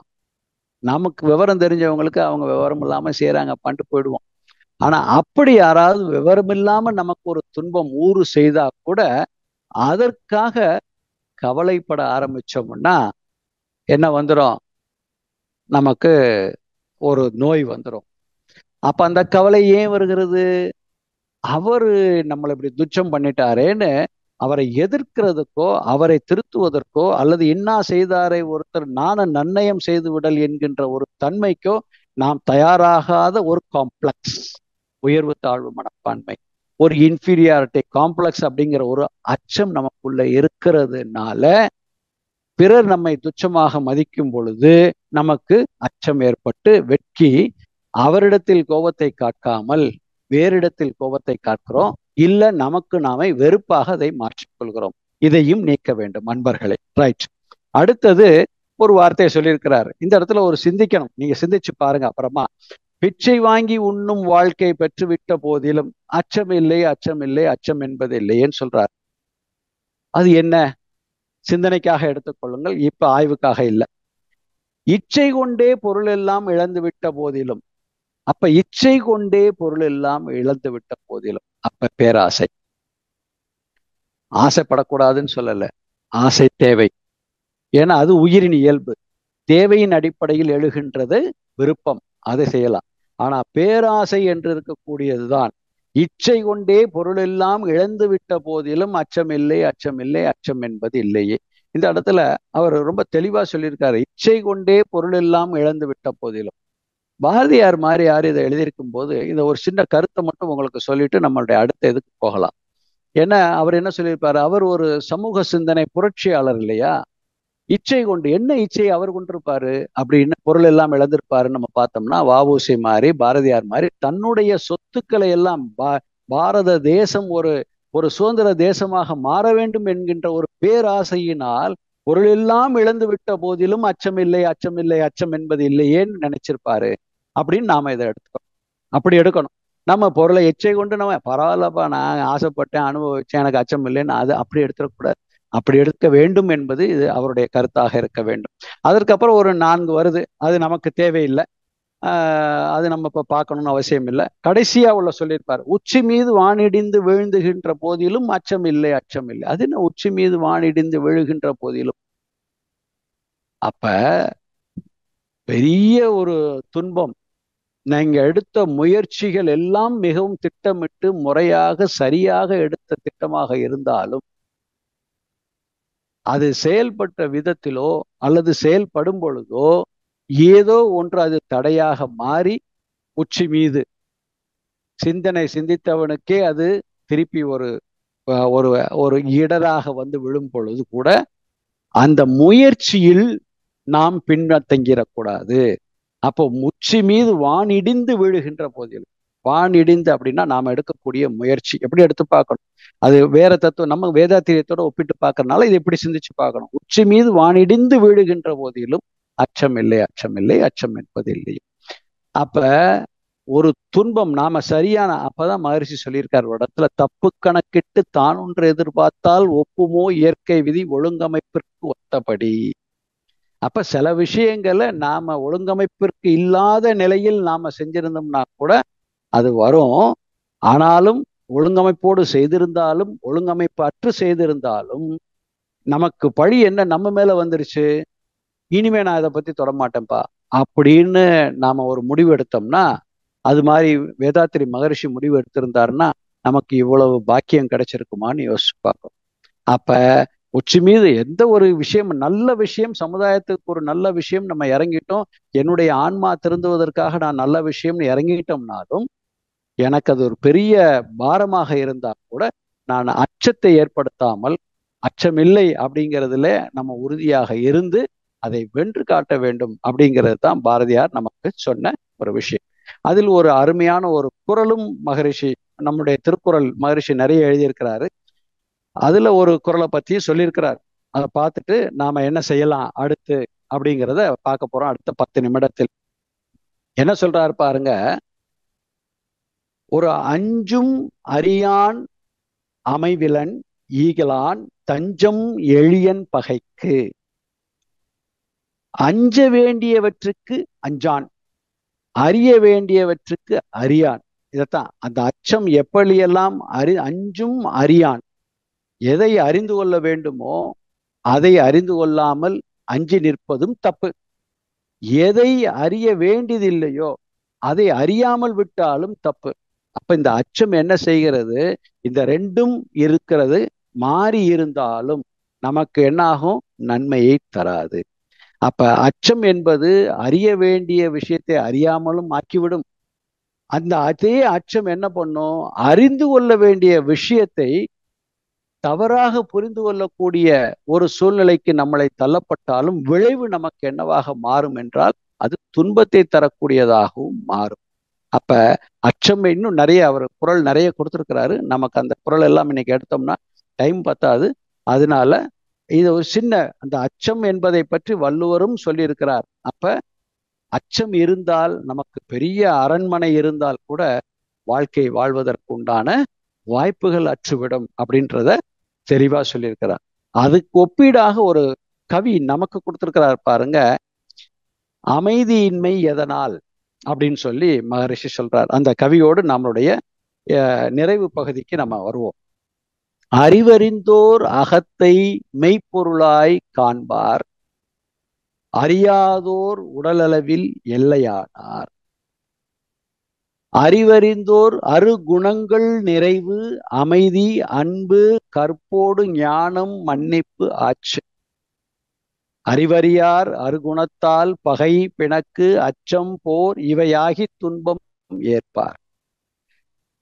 அறிவறிந்த அறியாத ஏற்றத்தாழ்வோ அமைதியின்மை விளைந்துள்ளது மனிதர் வாழ்வில். ரொம்ப அழகா சொல்லியிருப்பார். இந்த கவியை இன்னொருக்க படிக்கிறேன். அறிவறிந்தோர் அகத்தை மெய்ப்பொருளாய் காண்பார்.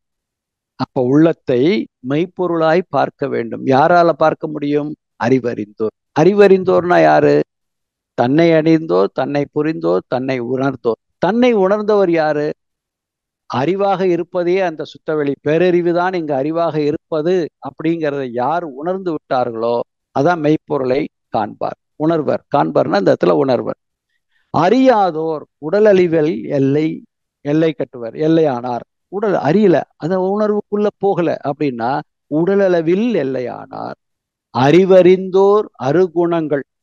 அறிவு அறிஞ்சாச்சு அப்படின்னா 6 குணங்களும் சீரமைக்கப்படுகிறது. அதுல என்ன கிடைக்குது? நிறைவு அமைதி அன்பு கற்போடு ஞானம் மன்னிப்பு ஆச்சு. அறிவறியார் அருகுணத்தால் பகை பிணக்கு அச்சம் போர் இவையாகி துன்பம் ஏற்ப. அறிவறிந்த அறிவறியாத ஏற்றத்தாழ்வு. அப்ப உயர்வு தாழ்வு மனப்பான்மை எதனால வருது? புரிஞ்சுக்கிட்டோமா இப்ப? அப்ப யார் ஒருவர் தன்னை முழுமையாக இப்ப தன்னை உணர்தல்னா ரொம்ப கஷ்டம்லாம் இல்லைங்க. அறிவை உணர்தல் தான். 6வது அறிவை உணர்தல் தான். அந்த 6வது அறிவை உணர்வதற்குத்தான் தவம். அந்த 6வது அறிவறிந்த அறியாத ஏற்றத்தாழ்வு அமைதியின்மை. அப்ப இங்க அமைதியின்மை யாருக்கு வருகிறதுன்னா இவங்களுக்குத்தான் வருது. 6வது அறிவை உணராதவர்களுக்கு வருகிறது. 6வது அறிவை நான் உணர்ந்த பின்பும் எனக்கு இருக்கிறது என்றால் எனக்குள் அச்சம் இன்னும் முழுமையாக வெளியேறவில்லை. அப்ப அந்த அச்சத்தை வெளியேற்றுவதற்கு உண்டான என்ன வழி பார்ப்போமா? ஒரு கவி. வெறுப்பு ஒழித்தல். விருப்பத்தை ஒழித்துவிட முயல வேண்டாம், வெறுப்பை ஒழித்தாலே மேன்மை தரும். விருப்பமே ஜீவனது இயக்கச் சான்று, வெறுப்பு அறிவின் குறையை விளக்கும் ஆடி. இன்னைக்கு ஆடி 1 இல்லையா? அப்ப ஆடி மாதம் என்னத்தை குறிக்குதுன்னு நம்ம வேதாத்திரிய சிந்தனையில பார்த்தோம்னா பிரதிபலிக்கக்கூடிய தன்மை உடையதுதான் ஆடிங்கிற ஒரு சொல்லுக்கு அர்த்தம். அப்ப வரக்கூடிய அடுத்த 11 மாசமும் எப்படி இருக்கும்னு சொல்லி முன்னோர்கள் ஆடி மாதம்னு இதற்கு பேர் வச்சு இதுல நல்ல விஷயங்களே செய்ய வேண்டும் என்பதற்காக நிறைய வழிவகுத்து கொடுத்துருக்குறாங்க. ஓகே, அந்த அடிப்படையில் பார்க்கும்போது ஜாகிரபிக்கலாவும் இந்த ஆடி மாதத்தில் நிறைய சேஞ்சஸ் இந்த புவியில் ஏற்படும். அதெல்லாம் கனெக்ட் பண்ணி தான் அதுல ஆடின்னு தமிழ்ல பேர் வச்சிருக்காங்க. ஆடி என்றால் பிரதிபலிக்கக்கூடியது.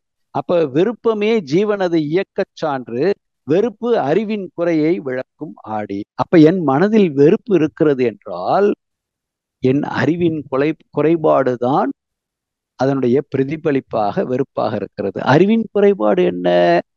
அச்சம். இந்த அச்சம் பாதுகாப்பதற்காக எழுகின்ற உணர்வாக இருந்தால் நன்மை தரும். அதுவே என்னவாக மாறிடுச்சுன்னா அச்சம் பயமாகவோ அல்லது கற்பனையினாலவோ அல்லது தேவையற்ற சிந்தனையினாலேயோ பேராசையினாலேயோ எதிர்பார்ப்புகள்னாலேயோ ஏற்பட்டால் அந்த அச்சம் என்னவாக மாறுகிறது? காலப்போக்கில் வெறுப்பாக மாறுகிறது. இந்த வெறுப்பு தான் வளர வளர நமக்கு என்ன ஆகுது? நம் உடலையும் கெடுக்கிறது. அப்ப வெறுப்பு எதனுடைய குறைபாடு? அறிவின் குறைபாடு. விருப்பத்தை ஒழித்து விட்டால் வாழ்வு ஏது? சோ விருப்பத்தை ஒழிக்க கூடாது.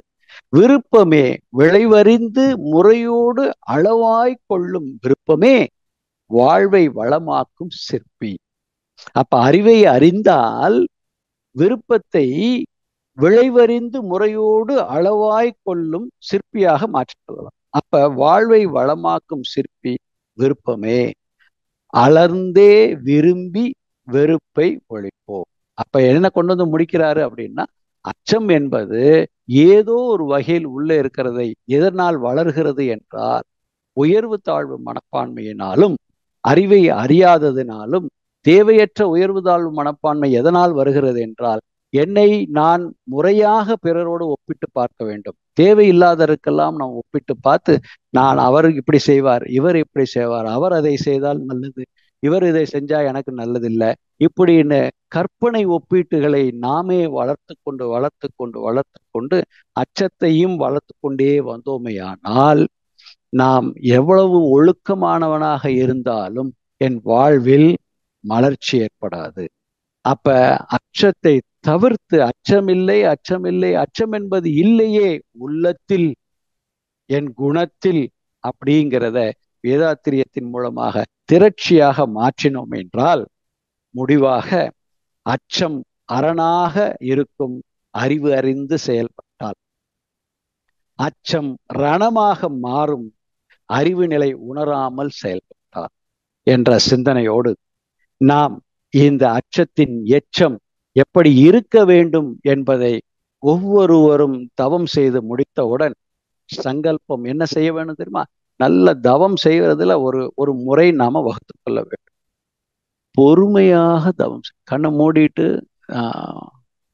ரைட்டு 15 நிமிஷம் 20 நிமிஷம் ஆயிடுச்சு, ரைட் தவம் முடிஞ்ச இல்லை, நீங்க 2 நிமிஷம் கூட பண்ணுங்க, 1 நிமிஷம் கூட பண்ணுங்க, 10 நிமிஷம் பண்றீங்களா, உயிரை 1 நிமிடமாவது உணர வேண்டும்.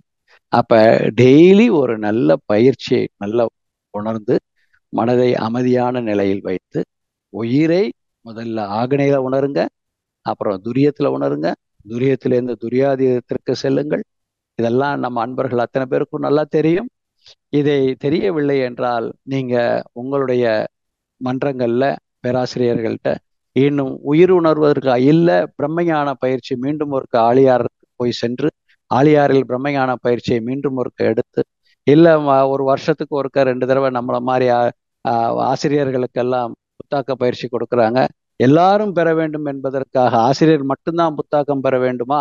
இல்லை மற்ற மக்கள் மிச்ச அருள்நீதியர்களுக்கெல்லாம் இருக்காங்கன்னா அவங்களுக்கும் 12 நாள் கோர்ஸ் அல்லது 1 மாச கோர்ஸ் அல்ல பிரம்மஞான பயிற்சின்னு சொல்லி ஆழியார்ல நிறைய உணர்வு நிலையை கொண்டு வருவதற்காக முயற்சியில் எடுத்துக்கொண்டிருக்கிறார்கள்.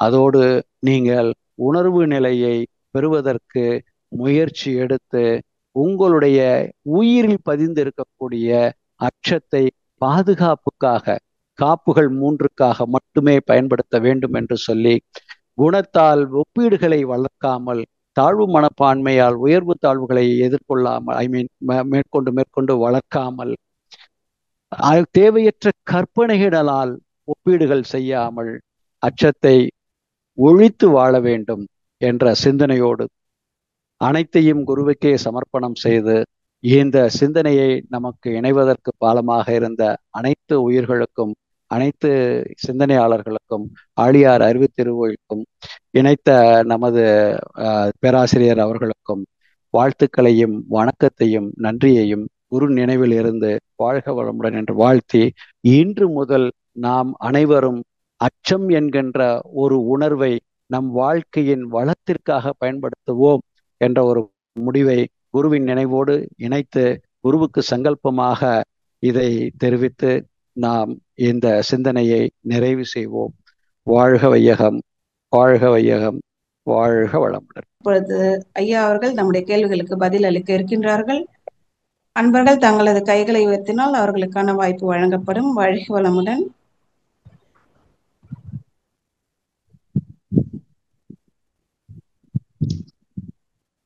கவிதா கோவிந்தராஜன் அம்மா, சாந்தி கண்ணன் அம்மா, வாழ்க வளமுடன். அன்மிட் கொடுத்திருக்கோம். அம்மா வாழ்க வளமுடன். அம்மா வாழ்க வளமுடன். ஐயா வாழ்க வளமுடன். ஐயா வாழ்க வளமுடனம்மா, சொல்லுங்கம்மா. அருமையா இருந்தது அச்சத்தின் எச்சம். ஆனா நீங்க சொன்னது ஒவ்வொருதும் உண்மைதான் ஐயா. நம்ம மனசுல ஒண்ணு நினைக்கிறோம், ஆனா அது செயல்ல வர மாட்டேங்குது. அந்த அச்சம் இருக்கு பாருங்க, அத போக்க நம்ம தவம் தியானம் எல்லாம் பண்ணி நம்மளோட இதை மனசை மாத்திக்கணும் ஐயா. இன்னமும் விழிப்புணர்ச்சியா இருக்கணும்னா என்னையா பண்ணணும்? இன்னும் விழிப்பு நிலையா இருக்கணும், நம்மளோட அந்த அச்சமே நமக்கு வராம இருக்கணும்னா என்னையா செய்யலாம்? அச்சம் என்பது அடிப்படை உணர்வுகளில் ஒன்று. அது வர வேண்டும், அதை நீக்கணும்னு எப்படி ஆசைப்படுவதை நீக்காதீங்கன்னு மகரிஷி சொல்றாரோ, ஆசை பேராசையாக மாறக்கூடாது. தேவையின் அடிப்படையில் எழுகின்ற ஆசையை நிறைவேற்ற வேண்டும். அதே போல அச்சம் என்பது நமக்கு ஒரு டிஃபென்ஸ், ப்ரொடெக்டிவ் ஒரு டூல், அது இன்விசிபிள் டூல். எப்படி தவம் நமக்கு ஒரு இன்விசிபிள், நமக்கு ஒரு டூல், தவம் செய்யறதுக்கு தனியா டூல் ஒன்றும் கிடையாது. நம்ம உயிரையும் மனதையும் இணைத்து பார்க்கிறோம். அதே போலதான் அச்சம் என்பது ஒரு உணர்வு.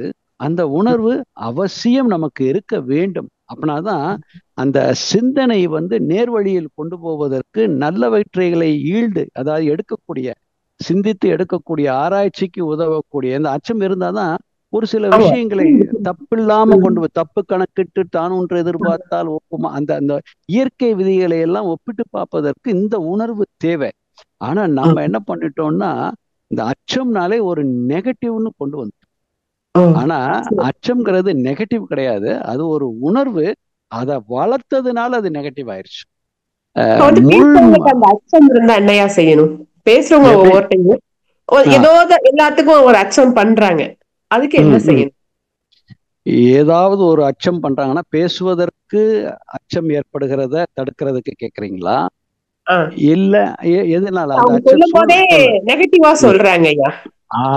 சரி சரி, சொல்றது நெகட்டிவா சொல்றாங்க. அதுக்கு ரீசன் என்னன்னா, இது ரெண்டு விதத்துல இதை பிரிச்சு பார்க்கலாம். ஒண்ணு, ஆள் மனதுல எல்லா கணக்கையும் போட்டு பார்த்துட்டு சிலர் இது இப்படிதான் வரும் அப்படின்னு சொல்லி நெகட்டிவான ஒரு முடிவை சொல்றவங்க. இது ப்ரோஸ் அண்ட் கான்ஸ்ன்னு சொல்லுவாங்க. நல்லது கெட்டதை சிந்தித்து பார்ப்பதுன்னு சொல்லுவாங்க. அப்ப சொல்ற விதத்தை மாத்தலாமா, இல்ல உண்மையிலேயே அவங்க நெகட்டிவான சிந்தனையில பேசுறாங்களா, இல்ல எந்தெந்த விளைவுகள் நடக்குங்கிற ஒரு தீமை விளைவு வரக்கூடாதுங்கிற எச்சரிக்கையில சொல்றாங்களாங்கிறத நம்ம சிந்திச்சு பார்க்கணும். சொல்லக்கூடிய நபர் யாருன்னு. இப்போ சொல்லக்கூடிய நபர் அறிவுரை சொல்லக்கூடிய ஒரு நபர் இதை இப்படி பண்ணுனா கெட்டது வரும் அப்படின்னு சொல்றதுக்கு பதிலாக இதை இப்படி செஞ்சா நல்லா இருக்குமே அப்படின்னு சொல்லக்கூடியவங்களும் இருப்பாங்க. இல்ல இல்ல, அதை நீங்க செய்யாதீங்க, அதை செஞ்சீங்கன்னா தப்பு தான் வரும், வேண்டாம் அப்படின்னு சொல்லக்கூடியவங்களும் இருப்பாங்க. ஸோ சொல்லக்கூடிய காரணம் என்னன்னு பார்க்கணும், நம்பர் ஒன்னு. இன்னொன்னு, உயர்வு தாழ்வு மனப்பான்மை இருக்கக்கூடியவர்கள் இதை ஒரு கருத்தாக தான் எடுத்துக்கொள்ள வேண்டுமே தவிர, இந்த கருத்தா எடுத்து இதுல இருந்து சிந்திக்கிறதுக்கு நாம இருக்கோம். இப்ப எனக்கே நான் வச்சுக்கிறேனே, நாம உயர்வு தாழ்வு மனப்பான்மை என்னிடத்தில் இருந்தால் எனக்கு அச்சம் மேலோங்கி ஒரு நபரை பார்க்கும் பொழுது அவர் என்னை விட உயர்ந்தவராக இருந்தார்னா எனக்குள்ள ஒரு அச்சம் வரும். அப்ப எனக்கு தாழ்வு மனப்பான்மை ஓங்கி அவர் மேல வெறுப்பு வர ஆரம்பிக்கும். இல்ல அவருடைய கருத்துக்களை நான் நிராகரிப்பேன். அவர் நல்லதே சொன்னா கூட இல்ல அது எனக்கு ஒத்து வராது அப்படின்னு நான் நிராகரிப்பேன். இன்கேஸ் எனக்கு தாழ்வு மனப்பான்மை அதிகமாக இருந்து இல்ல இன்னொருத்தரை நான் பார்க்கும்போது அவரை நான் ஒப்பிட்டு பார்க்கிறேன், அவர் என்னங்க ரொம்ப பெரிய ஆளா இருக்காருங்க, அவர் சொல்றதெல்லாம் நமக்கு ஒத்து வராதுங்க, அவருக்கு தான் சரியா வரும்னு சொல்லி நான் அவரோடு இணைவதற்கே ஒதுங்கிறது, இது ஒரு அச்சம். ஒருத்தர் சொல்லக்கூடிய கருத்தை நிராகரிப்பது ஒரு அச்சம். ஒரு நல்லவர்களோடு இணைவதற்காக நான் போகக்கூடிய என்னுடைய வாய்ப்பை நான் இழப்பதோ அல்லது ஒதுங்குவது ஒரு அச்சம். இந்த ரெண்டு அச்சமும் உயர்வு தாழ்வு மனப்பான்மையில் தான் வருகிறது. இந்த உயர்வு தாழ்வு மனப்பான்மை அறிவின் குறைபாடுதான். அப்ப அறிவை உணர உணர உணர, அதாவது தவம் தான் இதுக்கு அல்டிமேட்டு இது. அப்ப இதுக்கு ரீசன் என்ன அப்படின்னா, கடைசியா டெக்னிக்கல் ரீசனையும் பார்க்கணும்ல.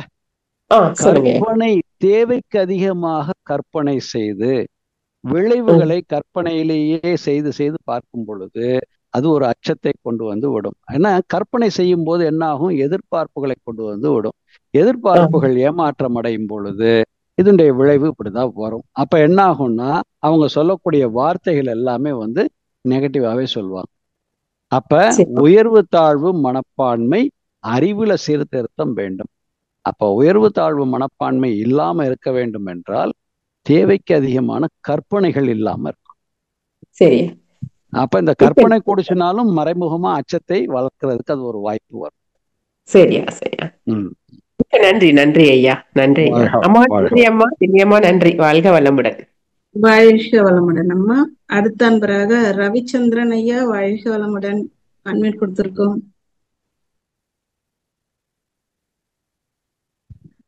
ரவிச்சந்திரன் வாழ்க வளமுடன். கவிதா கோவிந்தராஜன் அம்மா அம்மா வாழ்க பேசுங்க. வளமுடன்மா. அம்மா வாழ்க வாழ்க வளமுடன். வாழ்க அம்மா வளமுடன். பேசுங்க ஐயா, கேக்குது கேக்குது. ஐயா வாழ்க வளமுடன். மிக சிறப்பான வாழ்க பேச்சுங்க ஐயா. வாழ்க வளமுடன். ஐயா அச்சத்தின் எச்சம்னு சொன்னீங்க. அந்த எச்சம் அப்படின்னா என்னங்க ஐயா? எச்சம் எச்சம்ங்கிறது வேற ஒண்ணும் இல்லை. இப்ப ஒரு பறவையினுடைய எச்சம்னு நம்ம என்ன சொல்றோம், அதனுடைய கழிவை சொல்லுகிறோம். அது பொருள் இல்லையா? ஆமாங்க. ஒரு காக்கா எச்சம் போட்டுருச்சு அப்படின்னு சொல்றோம், அது கழிவு பொருள். அது மாதிரி அச்சத்தினுடைய கழிவாக நம்ம கிட்ட இருக்கக்கூடிய எச்சமாக இருக்கக்கூடிய குணம் அப்படிங்கிறது தான். அப்ப வெறுப்பு, சலிப்பு, உயர்வு தாழ்வு மனப்பான்மை இதெல்லாம் வந்து அச்சத்தினுடைய எச்சங்களாக நம் குணங்களாக வெளிப்படுகிறது. ஓகேங்க ஐயா, நன்றிங்க ஐயா. இப்ப அவ்வளவுதான், இது ஒரு வார்த்தை. அப்ப இந்த எச்சம், அந்த எச்சத்தை வந்து அது வராம தடுக்கணும்னா என்னங்க ஐயா பண்ணணும்? என்ன மாதிரியான முயற்சிகள் எடுக்கணும் அதுக்கு? முயற்சிகள் நாம என்ன செய்யணும் அப்படின்னா, முதல்ல நம்ம நல்லா தவம் செஞ்சு பழகிட்டோம், தவம்லாம் நல்லா செஞ்சுட்டோம், தவம் எனக்கு நல்லா கிடைக்குது, நான் அறிவை உணர்ந்து, அதாவது உயிரை உணர்ந்து தவம் செய்கிறேன் அப்படிங்கிறதுல எல்லாம் எந்த விதமான குறைபாடும் இல்லை.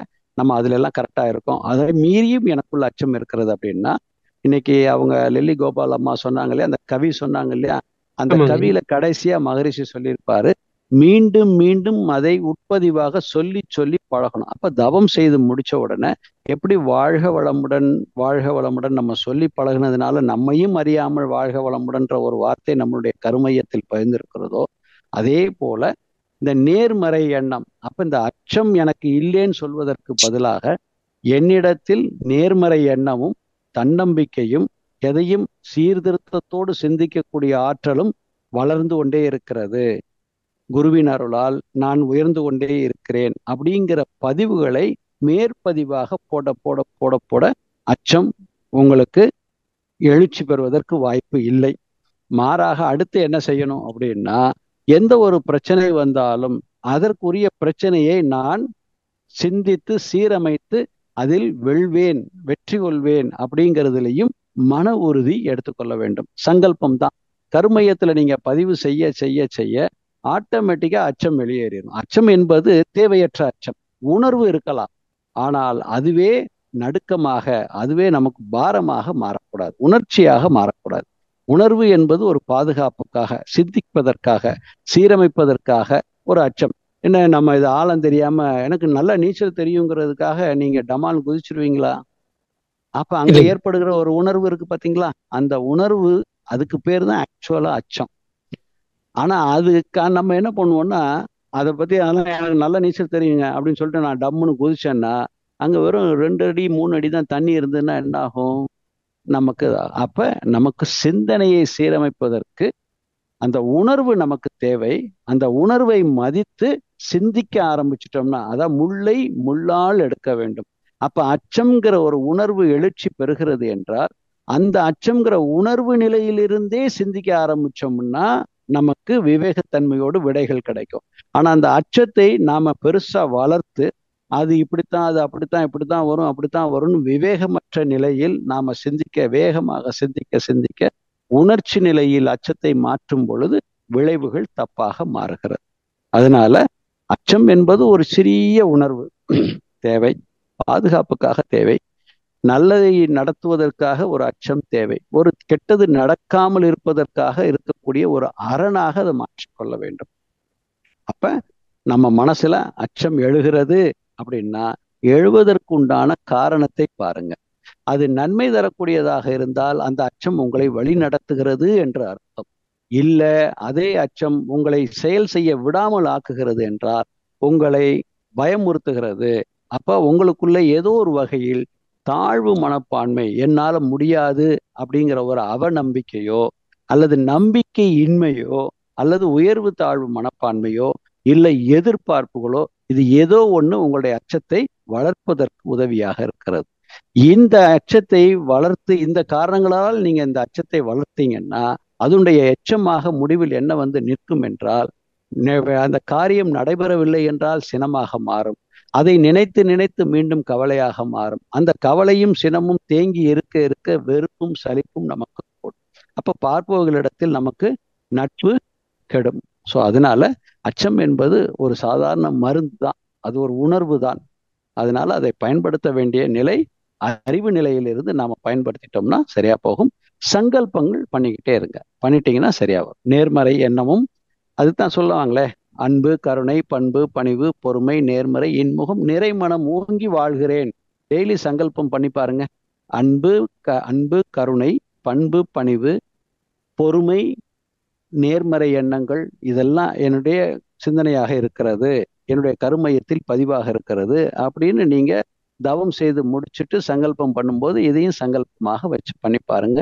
ஆட்டோமேட்டிக்கா உங்களுடைய தேவையற்ற அச்சங்கள் வெளியேறிவிடும். வாழ்க வளமுடன். நன்றிங்க ஐயா, மிக சிறப்பான பதிலுங்க ஐயா. வாழ்க வளமுடன். வாழ்க வளமுடன் அம்மா. நன்றி. வாழ்க வளமுடன். அடுத்த அன்பராக கவிதா கோவிந்தராஜ் அம்மா, வாழ்க வளமுடன். வாழ்க வளமுடன் அம்மா. வாழ்க வளமுடன் ஐயா. வாழ்க வளமுடன்மா. எதிர்பார்ப்புகள், அதுக்கப்புறம் நம்ம தேவையற்ற ஆசைகள், இந்த மாதிரி நிறைவேறாத போது தன்னால அச்சம் வருது. அது இல்லாம நம்ம கூட பிறந்தவங்க எல்லாம் ஹை லெவல்ல இருக்கும்போது, நம்ம தாழ்மையா இருக்கும்போது அது தன்னால அச்சம் வந்துருது. எங்கேயுமே போக முடியல, அதுல இருந்து வெளியவும் வர முடியல. தப்புன்னு தெரியுது, ஆனா அதுல இருந்து வெளியே எங்கேயுமே போறது கிடையாது. நமக்குள்ளே தாழ்வா நினைக்க தோணுது. சரி, இப்ப கேள்வியும் நானே பதிலும் நானேங்கிற மாதிரி அழகான கேள்வி கேட்டீங்க. பதிலும் உங்கள்கிட்டயே வந்துருச்சே, அழகா சொல்லிட்டீங்க. எனக்குள்ளதான் அது இருக்குது அப்படின்னு சொல்லிட்டு. நாம இந்த பாருங்க, ஒரு சின்ன விஷயம் மட்டும் சிந்திச்சு பாருங்க. பணம் படைத்தவர்களுக்கு உடல் என்ன அமைப்போ அதே அமைப்பு தான் பணம் இல்லாதவர்களிடத்திலையும் பொருள் இல்லாதவர்களிடத்திலையும். பழைய பாடல்ல கண்ணதாசன் சொன்ன மாதிரி, நாளைய பொழுதை இறைவனுக்கு அழித்து நடக்கும் வாழ்வில் அமைதியை தேடு, நமக்கும் கீழே உள்ளவர் கோடி நினைத்து பார்த்து நிம்மதி நாடு. அப்ப நாம ஒப்பிடவே கூடாது. முதல்ல ஃபர்ஸ்ட் தப்பு நம்ம செய்யறது, நாம இன்னொருத்தரை நம்மளை ஒப்பிட்டு பார்த்தோம்னா கண்டிப்பா 800 கோடி மக்களும் சமமாக இருக்க முடியுமான்னு பார்த்தா இருக்கிறதுக்கு வாய்ப்பு இல்லை, இல்லையா? இத ஒத்துக்கிறீங்களா? ரைட். இந்த கையில 5 விரல் இருக்கு, 5 விரலும் ஒரே மாதிரி இருக்கா? இல்ல. 5 விரலும் ஒரே மாதிரி இருந்தா அந்த கை நன்றாக இயங்க முடியுமா? முடியாது. அப்ப ஒரு மகரிஷி அழகா சொல்லியிருப்பாரு, மனிதர்கள் வேறுபாடு சப்ஜெக்ட்ல அழகா சொல்லியிருப்பாங்க. ஒரு மரத்துல கொத்து கொத்தாக காய்கள் இருக்கும், பின்னாடி இருக்கக்கூடிய முன்னாடி இருக்கக்கூடிய ஒவ்வொரு காயிலையும் ஒண்ணு முன்ன பின்ன, ஒரு காய் அழுகி இருக்கும், ஒரு காய் நல்லா பழுத்து இருக்கும், ஒரு காய் பின்னாடி காயா இருக்கும், ஒரு காய் ததும்பி போய் நிற்கும், ஒரு காயில பூச்சி விழுந்திருக்கும். அப்ப இதனுடைய இது மரத்தினுடைய கோளாறுன்னு சொல்ல முடியுமா? இல்ல. அப்ப அது இயற்கை. அப்ப ஒருத்தர் பொருள் செல்வத்தோடு நல்லா இருக்கிறாரு அப்படின்னா அது புறப்பொருள். அப்ப பெரிய பொருள் எது? மெய்ப்பொருள். மெய்ப்பொருள் அதான பெரிய பொருள், உண்மை பொருள், மெய்ப்பொருள். அந்த மெய்ப்பொருள் எனக்குள்ள என்னவாக இருக்கிறது? உங்களுக்குள்ள என்னவாக இருக்கிறது? அறிவாக இருக்கிறது. அப்ப அந்த அறிவு செல்வம் என்னிடத்தில் நிறைவாக இருக்கும் பொழுது வெளியிலே இருக்கக்கூடிய அந்த பணம், அந்த பொருள் பெருசா முடியுமா? ஆகாது. அதனால நம்பிக்கையும் தேவை. ஆனா அந்த நம்பிக்கை மூட நம்பிக்கையாக மாறக்கூடாது. நம்பிக்கை தேவை, அந்த நம்பிக்கை தன்னம்பிக்கையோடு இருக்க வேண்டும். அப்ப தன் நம்பிக்கை, தன் அப்படின்னா மூலம்தான், அது அறிவு தான், ஆறாவது அறிவு தான். அந்த தனக்குள் இருக்கக்கூடிய அந்த பேரறிவு, எனக்குள் இறைவனே அறிவாக இருக்கு. நம்ம எல்லாத்துக்குள்ளே இறைவன் தானே அறிவாக இருக்கிறான். ஆமா. அப்ப நாம எதுக்கு ஒப்பிட்டு பண்ணி பார்க்கணும்? பண வசதி வச்சு ஒப்பிட்டு பண்ணி பார்க்கிறோம். அப்படி பார்த்தா நம்மளை சுத்தி எத்தனையோ பணக்காரங்க இருக்காங்களே, ஆமா. அதெல்லாம் நம்ம ஒப்பிடுறோமா? ஒப்பிடல இல்ல. ஒப்பிடல. அப்ப நம்ம யார ஒப்பிடுறோம்? நம்ம கூட நமக்கு அப்ப அந்த இடத்துல உரிமைன்னு எடுக்கிறோம். இது ஏன் கூட பிறந்தவன், இது என் கூட பிறந்தவா, இது என்னுடைய சித்தப்பா, இது அப்ப என்னுடைய அப்படின்ற உரிமையை எடுக்கிறதுனால அந்த ஒப்பீட்டுல உங்களுக்கு மைனஸ் பாயிண்ட் ஆகும்.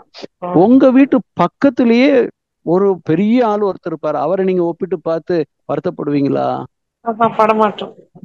அவ்வளவுதாங்க, சிம்பிள். அதனால அப்ப இங்க ஒப்பிடுறது நம்ம தேவையே இல்லாம ஒப்பிடக்கூடாது. அப்ப நாம அறிவால் நம்ம உயர்ந்திருக்கிறோம். அவர்களை நீங்க யாரு உங்களை சுத்தி இருக்கிறவங்க நல்லா இருக்காங்களோ அவங்கள இன்னும் நல்லா வாழ்த்துங்க. வாழ்த்த வாழ்த்த வாழ்த்த வாழ்த்த அவர்களால உங்களுக்கு பல நன்மைகள் கிடைக்க ஆரம்பிக்கும். அவர்கள் மேல இருக்கக்கூடிய உங்க அபிப்பிராயம் நேர்மறையாக மாறும். நீங்க அந்த ஒரு ஒப்பிட்டு பாக்குறதுனால ஒரு குற்றமோ இதெல்லாம் தப்பு கிடையாது. இது இயல்பா எல்லாரும் செய்யறதுதான். அதனால குருவை நல்லா மனசுல நினைச்சிட்டு உங்களுடைய உரிமை தான் இதற்கு காரணம். நீங்க எடுத்துக்கொண்ட உரிமை, அந்த உரிமை தான் உங்களை ஒப்பிட செய்கிறது இல்லையா?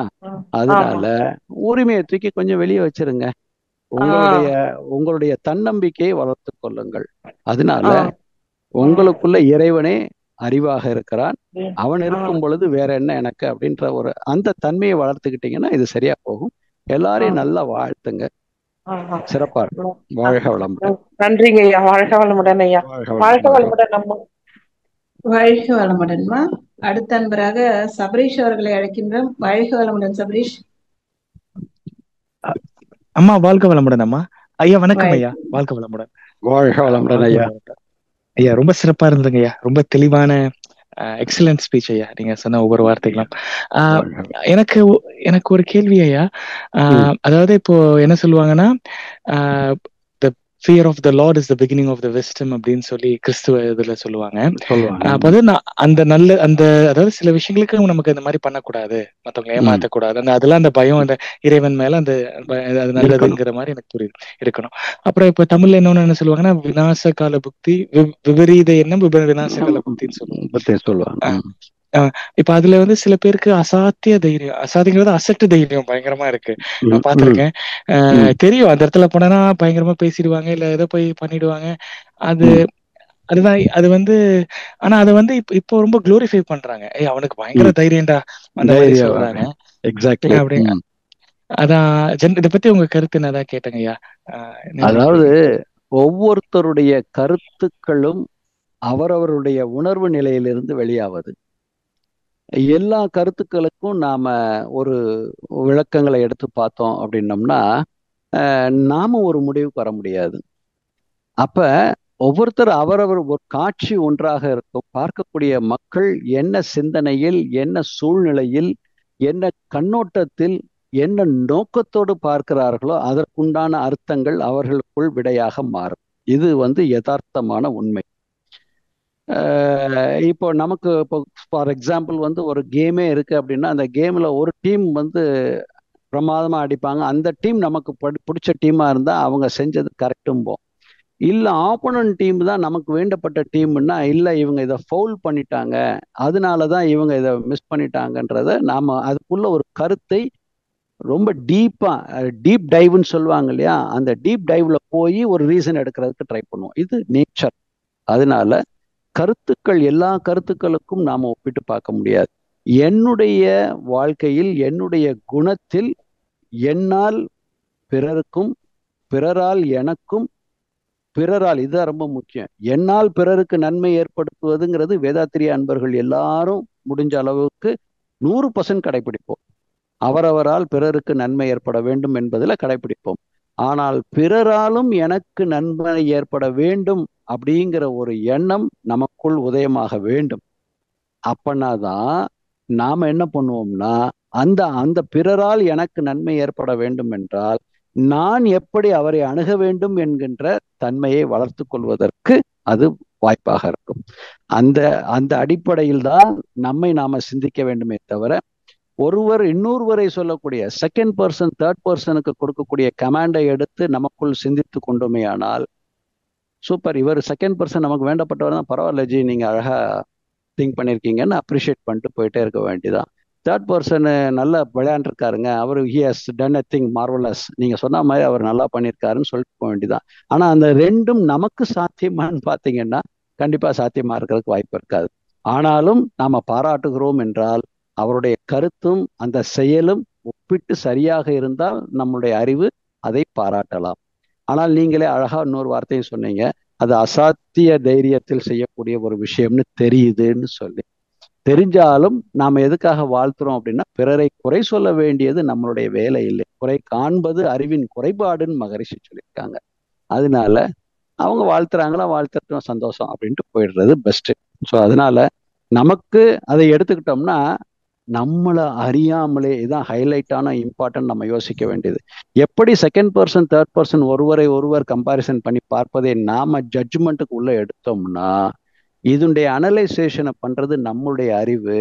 தெரிந்தோ தெரியாமலோ நம்மளையும் அதோட இணைத்து பார்க்கக்கூடிய ஏதாவது ஒரு வகையில ஒன்று இந்த பக்கம், ஒன்று ஏ பக்கம் அல்லது பி பக்கம் நம்ம இணைச்சு பார்த்துட்டு தேவையில்லாமல் நமக்கு ஒரு பிரச்சனை வரும்பொழுது அதை எடுத்து பயன்படுத்த ஆரம்பிப்போம். அதனால பிறருடைய கருத்துக்கள் நமக்கு ஏற்புடையதாக இருந்தால், நன்மை தரக்கூடியதாக இருந்தால் ஏற்றுக்கொள்ளலாம், அதை பற்றி சிந்திக்க வேண்டும் என்ற அவசியம் இல்லை. ஆனால் அந்த பிறருடைய கருத்து நமக்குரியதாக இருந்தால், அவர்கள் நல்லது சொல்லுகிறார்களா, நல்லது நமக்கு நன்மை தரக்கூடியதை சொல்லுகிறார்களா, சொல்பவர் யார் என்பதை சிந்திக்க வேண்டும், சொல்லப்படுகின்ற பொருள் என்னன்னு சிந்திக்கப்பட வேண்டும். சொல்பவர் கெட்டவராக கூட இருக்கலாம், ஆனால் எனக்குரிய நல்ல விஷயங்களை சொல்லலாம். அல்லது சொல்பவர் பெரிய மனிதராக இருக்கலாம், எனக்கு அது தீமை தரக்கூடியதாக இருந்தால் நான் அதை ஏற்றுக்கொள்ளக்கூடாது. இந்த ரெண்டையும் நம்ம மாற்றி செஞ்சிட்டோம்னா விளைவு வந்ததுக்கு அப்புறம் நமக்கு ஒரு சங்கடத்தை உருவாக்கும். அதுதான் என்னுடைய தாழ்மையான கருத்து ஐயா. ஐயா ரொம்ப சிறப்பு, மிக சிறப்பு. நன்றி, நன்றி, மிக்க மகிழ்ச்சி. நன்றி அம்மா, நன்றி ஐயா. அடுத்த அன்பராக ஸ்ரீ, வாழ்க வளமுடன். உங்க அன்மியூட் கொடுத்திருக்கோம். வாழ்க வளமுடன் அம்மா. வாழ்க வளமுடன் ஐயா. வாழ்க வளமுடன்மா. என்னுடைய ஒரு சந்தேகம் ஐயா, இப்போ நம்ம வந்துட்டு வெளியே யாரு கூடயும் கம்பேர் பண்ணிக்க கூடாது அப்படி சொல்றீங்க ஐயா. ஆனா எனக்கு அச்சம் என்பது எப்ப வருதுன்னா, நான் என் கூடயே என்ன கம்பேர் பண்ணிக்கும் போதுதான் நான் செஞ்ச, இப்போ காலையில நான் எந்திரிச்சேன், ஒரு நல்ல தவத்தோட எந்திரிக்கிறேங்க ஐயா. ஆனா கீழே போனப்போ அம்மா அப்பா கூட ஒரு குட்டி, நான் வந்துட்டு அப்பாவை எதிர்த்து பேசிட்டேன். அப்போ வந்துட்டு என்ன மாதிரி தோணுதுன்னாங்கய்யா, இப்போ நீ வந்துட்டு டக்குன்னு கோவப்பட்டுட்ட, அப்போ நீ வந்துட்டு தவம் செய்யறது வந்துட்டு நீ அதுக்கு உண்டான ஒரு பயன் கிடைக்கல, நீ அது பண்றதே வேஸ்ட், அந்த மாதிரி வந்துட்டு மனசுக்குள்ள ஒரு எண்ணம் தோணுதுங்கய்யா. இந்த மாதிரி இப்ப நான் சொன்னது ஒரு சின்ன ஒரு எக்ஸாம்பிள். இந்த மாதிரி நாள் ஃபுல்லா ஒரு 2-3 நடக்கும்போது உனக்கு நீ வந்துட்டு இப்போ இந்த அறிவு நிலை எட்டுறதுக்கு நீ முயற்சி பண்றதோ, இல்ல உனக்கு இறைநிலை வந்துட்டு எட்டாது அந்த மாதிரி ஒரு எண்ணமோ, இல்ல ஒரு நார்மலா சாமி கும்பிடும் போது கூட உனக்கு எதுக்கு சாமி ஹெல்ப் பண்ண போறாங்க, நீ வந்துட்டு இந்த மாதிரி ஒரு தவறான முறையில செய்யற, தவறான செயல்களை செய்யற அப்படிங்கிற எண்ணமும் வருதுங்க ஐயா. இது வந்துட்டு நல்லதா கெட்டதானே எனக்கு தெரியலைங்க. அருமை அருமை. அதாவது வேதாத்திரியத்தினுடைய சிறப்பு இதுதான். நீங்க அருமையா எல்லாம் செய்யறீங்க. இப்ப எப்படி நான் செய்வது தவறுதான் என்று எனக்குள் ஒரு உணர்வு ஏற்படுத்தி கொடுக்கக்கூடிய பாடமே வேதாத்திரியம் தான். எப்ப எனக்குள் அந்த சிந்தனை ஏற்படுகிறதோ அப்பவே நான் திருந்த ஆரம்பித்து விட்டேன், திருந்துவதற்குண்டான நுழைவாயிலுக்குள் நான் வந்து விட்டேங்கிறத முதல்ல நம்ம புரிஞ்சுக்கணும். எப்படின்னா, இப்ப நான் செய்யறது தப்புன்னு இப்ப இல்ல நான் சொன்னதான் கரெக்ட் அப்படின்னு நீங்க வாதம் பண்ணல. ஆனா உங்க மனசாட்சி உங்களுக்குள்ள இருந்து என்ன சொல்லுகிறது, அம்மா நீ செஞ்ச தப்பு, நீ தவம் பண்ணி என்ன பிரயோஜனம், கீழே போய் டக்குன்னு கோவப்பட்டுட்டியே அப்படின்னு உங்களுக்குள்ள ஒரு உள்ளுணர்வு சொல்வதை நீங்க எப்ப மதிக்க படிச்சிட்டீங்க பாத்தீங்களா, அந்த உள்ளுணர்வை சிந்திக்க ஆரம்பிச்சிருக்கீங்க பாத்தீங்களா, இதுதான் வேதாத்திரியம் நமக்கு உள்ளே இருந்து நம்மளை திருத்தி கொண்டு இருக்கக்கூடிய அந்த ஒரு ஒரு ஒரு செயல் வழி. அந்த அந்த அந்த வழிக்குள்ள அதுதான் வேதாத்திரியத்தினுடைய சிறப்பும் கூட. அப்ப இந்த மாதிரி ஒரு இதுதான் அகத்தாய்வு. அந்த அகத்தாய்வு பண்றதுனால இது கிடைக்குது. சரி, ரைட். அடுத்தது, இந்த சிந்தனை வரும்பொழுது அந்த இடத்துல ஒரு ஒரு ஒரு செகண்ட் நீங்க யோசிச்சு எப்படி இந்த உணர்வு வந்ததோ அதே போல நீங்க தவம் முடிக்கும் பொழுதே, தவம் முடிச்சு எல்லா சங்கல்பமும் சொல்வீங்க இல்லையா, சொல்லி முடிச்ச உடனே நீங்க என்ன பண்ணணும்னா, இன்று நான் சந்திக்க இருக்கக்கூடிய எல்லா உயிர்களுக்கும் என்னால் நன்மையே ஏற்பட வேண்டும் என்று குருபிரான் வேதாத்திரி மகரிஷியை மனதில் நிறுத்தி வேண்டுகிறேன் அப்படின்னு ஒரு சங்கல்பம் பண்ணி பாருங்க. உங்க அப்பாவை பாக்குறீங்களா, குருவை பாக்குறதா ஒரு ஃபீல் பண்ணுங்க. உங்க அம்மாவை பாக்குறீங்களா, குருவை பாக்குற மாதிரி ஒரு ஃபீல் பண்ணுங்க. இது மாதிரி யாரை பாக்குறீங்களோ பாக்குறவங்களை உங்களை விட ஒரு படி குணத்தில் உயர்ந்தவர்கள், நான் அவர்களை மதிக்க வேண்டும் அப்படிங்கிற ஒரு எண்ணத்தை உருவாக்கி கொள்ளுங்க. நீங்க அதை சங்கல்பம் செஞ்சிட்டீங்கன்னா, தவம் செஞ்சு முடிச்ச அதே மனநிலையில நல்ல சாந்தமா இன்முகத்தோடு சிரிச்ச முகத்தோடு, இன்று நான் தொடர்பு கொள்ள இருக்கக்கூடிய அத்தனை உயிர்களுக்கும் குருவின் துணையோடு என்னால் நன்மையே ஏற்பட வேண்டும், என்னால் நன்மையே ஏற்படும், இதற்கு குரு முழு பூர்ணம் அப்படின்னு சங்கல்பம் செய்து கொள்ளுங்கள். ஆட்டோமேட்டிக்கா அது சரியா போகும். இது அதுக்கப்புறம் நீங்க எனக்கு இது கிடைக்குமா கிடைக்காதா, நான் திருந்த முடியுமா அப்படின்னு உங்களுக்குள்ள அந்த சந்தேகம் உங்களுக்கு அந்த எழுந்ததுனால்தான் இன்னைக்கு இந்த கேள்வியே உங்கள்ட்ட இருந்து வந்திருக்கு. அப்ப அந்த சந்தேகத்தினால், அந்த அச்சத்தினால் எழுகின்ற அந்த உணர்வு உங்களுக்கு ஒரு கேள்வியை கொடுத்து குருபிரான் வேதாத்திரி மகரிஷியே இதற்கு பதிலையும் தந்திருக்கிறார். அப்ப அந்த அச்சம் என்பது உங்களுக்கு நல்வழிப்படுத்துவதற்குத்தான் இந்த உணர்வை கொடுத்திருக்கிறது. அந்த அச்சத்தினால் உங்களுக்கு நல்ல வழி கிடைக்கும். நீங்க என்ன பண்ணணும்னா, சங்கல்பம் பண்ணி கருமையத்துல நீங்க ஒரு 7 முறை சொல்லுங்க. ஒரு 7 முறை 9 முறை மனசுக்குள்ள சொல்லுங்க. என்று அதே மாதிரி அன்னைக்கு நைட்டு படுக்க போகும்போது, இன்று நான் தொடர்பு கொண்ட அத்தனை உயிர்களுக்கும் என்னால் பூரண நன்மையே நடந்தது, எனக்கு நன்மை சேர்த்த அத்தனை உயிர்களுக்கும் நான் மானசீகமாக நன்றியை தெரிவித்துக் கொள்கிறேன், தெரிந்தோ தெரியாமலோ எனக்கு துன்பம் தந்த உயிர்களை நான் மனதார வாழ்த்துகிறேன் அப்படின்னு சொல்லிட்டு இப்படி செஞ்சு பார்த்தீங்கன்னா உங்களுக்குள்ள இருக்கக்கூடிய அந்த ஒரு சின்ன குழப்பம் கரெக்டா ஒரு 15 நாள் 20 நாள்ல குருவின் துணையோடு ஆசையோடு கம்ப்ளீட்டா மாறிடுமா. வாழ்க வளமுடன். வாழ்க வளமுடன் ஐயா. ரொம்ப நன்றிங்க ஐயா. வாழ்க வளமுடன். வாழ்க வளமுடன். அடுத்த அன்பராக லக்ஷ்மணன் காந்திமதி. வாழ்க வளமுடன். வாழ்க வளமுடன்மா ஐயா. வாழ்க வளமுடன். வாழ்க வளமுடன் ஐயா. ரொம்ப சிறப்பா உரை ரொம்ப சிறப்பா வந்ததுங்க ஐயா. நன்றி. ஒரு சிஸ்டர் கேட்டது மாதிரிதான், ஆசைகள் நம்மளுக்கு வருது, சரி இதை செஞ்சா தவறுன்னு தெரியுது, பட் அதை செய்யக்கூடாதுன்னு சொல்றப்ப நம்மளுக்குள்ள ஒரு போராட்டங்கள் இருக்கு. இது தனி மனித போராட்டம். இது ஒரு பக்கம். இதே ஒரு குடும்பத்துல ஒரு ஆண்மகன் ஒரு குடும்ப கடமைகள் எல்லாம் முடிச்சிட்டு ஒரு பெண்ணை திருமணம் பண்றா அப்படிங்கிறப்ப, ஒரு தாய் அவங்களும் ஒரு பெண் தான், வந்த மருமகளுக்கு வித்தியாசமா பண்றப்ப அம்மாவும் வேணும் மனைவியும் வேணும் இந்த கணவன் நினைக்கிறப்ப மன போராட்டங்கள் நடக்குதுங்களா ஐயா. அப்ப பேலன்ஸ் பண்ணி எப்படி கொண்டு வர்றதுங்கிற ஒரு விஷயம். இதே நாத்தனாரு அந்த மாதிரி வரப்ப சிஸ்டருக்கு நம்ம பாக்குறப்ப இவங்களுக்கு, அப்ப எல்லாமே பேலன்ஸ் பண்ணி கொண்டு வரப்ப அவங்க நடக்கக்கூடிய செயல்கள் ஒரு பெண்களே உங்களுக்குள்ள இப்படி பண்றது நம்ம பேலன்ஸ் பண்ணி நடக்கிறப்ப இந்த போராட்டங்களை மன கசப்பான விஷயங்களை சரி பண்றது எப்படிங்க ஐயா? இது நார்மலா தான் நம்ம கொண்டு போறோம், எல்லாம் சரியாதான் இருக்கு பண்றோங்கிறது தெரியுது. இப்ப நீங்க சொல்ற மாதிரி இதுல நான் உள்ளுணர்ந்து பாக்குறேன், இவங்க பண்றது சரி, அவங்களுக்கு அந்த கருத்து சரியா படுது, ஆனா பட் இவங்களுக்கு அது மிஸ் மேட்சிங் ஆகுது. அப்ப அப்படிங்கிறப்ப இத நான் ஏதாவது இந்த பக்கம் செஞ்சா மனைவி பக்கம் பேசுறியா, அந்த பக்கம் அம்மா பக்கம் பேச, இப்படிங்கிற ஒரு சூழல் வரப்ப இதை எங்கெங்கயா சரிபட்டுறது? இது இது எல்லா நான் பொதுவா கேட்கிறேன், இது எப்படிங்க சரி பண்றது? அதாவது வாழ்க வளமுடன். மகரிஷி குருபிரான் அழகா நமக்கு வேதாத்திரி ஐயா ரொம்ப தெளிவா சொல்லி இருக்கிறாங்க. யாரு விட்டு கொடுப்பவர்கள் அறிவில் உயர்ந்தவர்கள் அப்படின்னு சொல்லியிருக்காங்க. இப்ப விட்டு கொடுக்கறதுக்கு நீங்க உங்க சொல்லில இருந்து பார்க்கும் பொழுது நீங்கள் எல்லா வகையும் விட்டு கொடுத்து சமாளித்து கொண்டிருக்கிறீர்கள் அப்படிங்கிறது உங்களுடைய வார்த்தைகளில் இருந்து தெள்ள தெளிவாக வந்து விட்டது. அடுத்து சுற்றி இருக்கக்கூடியவர்கள் நபர் 1 2 3 4 5 எத்தனை பேர் இருக்கிறாங்களோ அத்தனை பேருடைய கருத்துக்களும் பிரதிபலிக்கும் பொழுது ஏற்படுகின்ற விளைவுகளையும் நாம என்ன பண்ணணும்னா இதே பொறுமையாக இருந்து வாட்ச் மட்டும் பண்ணணும். அதுக்கு இடையில அந்த இடத்துல போய் நாம விட்டு கொடுத்துட்டோம், ரொம்ப சந்தோஷம். செய்ய வேண்டிய கடமைகள்ல இருந்து நழுவலை அதை முழுமையாக செய்து விட்டோம், அதுவும் ஓகே. செய்ய வேண்டிய ஈகை பொறுப்புகள் யாரையும் குறை சொல்லக்கூடாது, அதையும் செஞ்சிட்டோம்.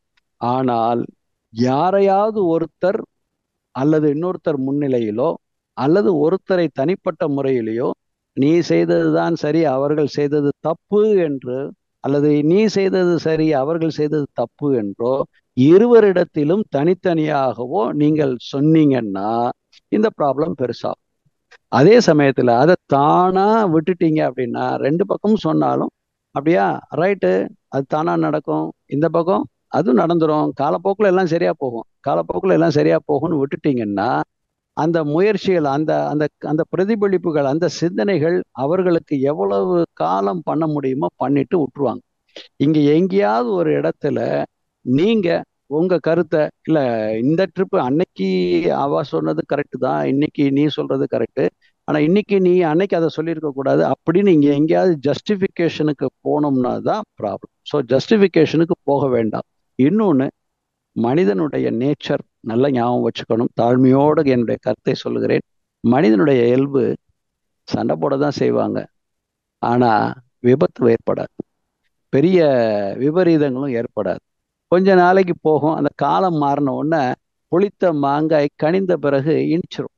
அதனால அது கனியறதுக்கு உண்டான காலம் வரைக்கும் நாம பொறுமையா இருந்துக்கிட்டோம்னா சரியா போகும். அதனால குடும்பத்தில் ஏற்படுகின்ற சண்டைகளோ கருத்து வேறுபாடுகளோ பகையே வராது, உறுதியாக வராது. அதையும் மீறி பகை வருகிறது என்றால் யாரோ ஒருவர் தனிப்பட்ட முறையில் இது சரி அது சரி அது இப்படின்னு வேற யாராவது ஒருத்தர் தூண்டி விட்டால் ஒழிய அது குடும்பத்துக்குள் பிரச்சனை பெருசாவதற்கு, ஏன்னா மனிதனுடைய நேச்சரே அதுதான். எப்பவுமே ஒரு கருத்துக்கு ஒரு எதிர்கருப்பு தெரிவிப்பதுங்கிறது இயல்பு. அந்த நம்மள மாதிரி வேதாத்திரியத்துக்குள்ளேயோ அல்ல அறிவை உணர்ந்தவர்களோ அல்லது கொஞ்சம் தவம் செய்து பழகினவங்களோ இல்லை சிலருக்கு இயல்பாகவே விட்டு கொடுக்கக்கூடிய தன்மைகள் இருந்தது அப்படின்னா இந்த கருத்துக்களிலிருந்து மாறுபட்டு அதை அப்படியே கண்டுக்காம விட்டுட்டோம்னா காலப்போக்குல சரியா போகும். அப்ப ஃபர்ஸ்ட் திங் நமக்கு என்னன்னா, என்ன இவ்வளவு எல்லா சௌகரியங்களும் இருந்து ஏன் இவர்களுக்குள்ள இந்த கருத்து வேறுபாடு அப்படிங்கிற ஒரு எதிர்பார்ப்பை நாம வளர்த்துக்கிட்டோம்னா தான் நமக்கு இந்த இடத்துல ஒரு குழப்பமோ அச்சமோ அல்லது தேவையற்ற ஒரு கற்பனை சந்தேகங்களோ வளரும். அதனால அந்த அச்சத்துக்குள்ள போகாம ரைட் ரெண்டு பக்கமும் டபுள் ரைட் முடிஞ்சு போச்சு, அவளை கிளியரா விட்டுட்டோம்னா டிராஃபிக் ஜாம் ஆகி மோதாம இருக்குதான்னு மட்டும் பார்த்துக்கணும், அவ்வளவுதானே தவிர அந்த ரைட் சொல்லும் போது கவனமா இருக்கணும். அது இருந்தா சரியா போகுங்கிறது என்னுடைய கருத்துங்கய்யா. வாழ்க வளமுடன் ஐயா. வாழ்வளமுடன் ஐயா. ஒரே ஒரு இதுங்க ஐயா, அதாவது ரெண்டு பேர் பக்கம் சொல்லக்கூடிய கருத்துக்களுக்கு நான் வந்து அவங்கள்ட்ட போய் ஒரு என்ன சொல்றது விளக்கம் கொடுக்காம காதல வாங்கிட்டு அப்படியே விட்டுருணுன்றீங்க. ஆமா காதல், அதாவது எந்த ஒரு கருத்தையும் நீங்க அங்கீகரிக்க கூடாது. ஏன்னா சொல்லப்படுகின்ற இரண்டு நபர்களும் ரெண்டு பேரும் அது ஒரு உயிர் தான். ஒரு பக்கம் ஒரு உயிர் தாயாக இருக்கலாம், ஒரு பக்கம் உயிர் ஒன்று தாரமாக இருக்கலாம், இல்லது தமக்கையாக இருக்கலாம், சகோதரி மூற்றவராக இருக்கலாம், எப்படியோ ஒரு உயிர் தான் அங்க. அப்போ உயிரை உணர்ந்த நாம என்ன செய்யணும் அப்படின்னா அவரவர்கள் நிலையில் அவரவருடைய கருத்து நியாயமானதாக இருக்குங்கிற சிந்தனையில் நாம் தெளிவாக இருக்க வேண்டும். அப்படி இருக்கக்கூடிய பட்சத்தில் நாம யாராவது ஒருத்தருக்காக இல்ல இந்த இடத்துல இவங்க இதை சொல்லியிருக்க கூடாது அப்படின்ற ஒரு கருத்துக்குள்ள நம்ம போயிட்டோம் அப்படின்னாலே யாரு சொல்லியிருக்க கூடாதுன்னு சொல்றோமோ அவர்களுடைய மனசை நாம கொஞ்சம் வருத்தத்துக்கு உள்ளாக்கும் பொழுது அவளுடைய சிந்தனைய இவரே இப்படி சொல்லிட்டாரா அப்படின்னு ஒரு ஃபீல் கொடுக்கும்போது அவங்களால சிந்திக்கக்கூடிய திறன் குறைஞ்சிடும்.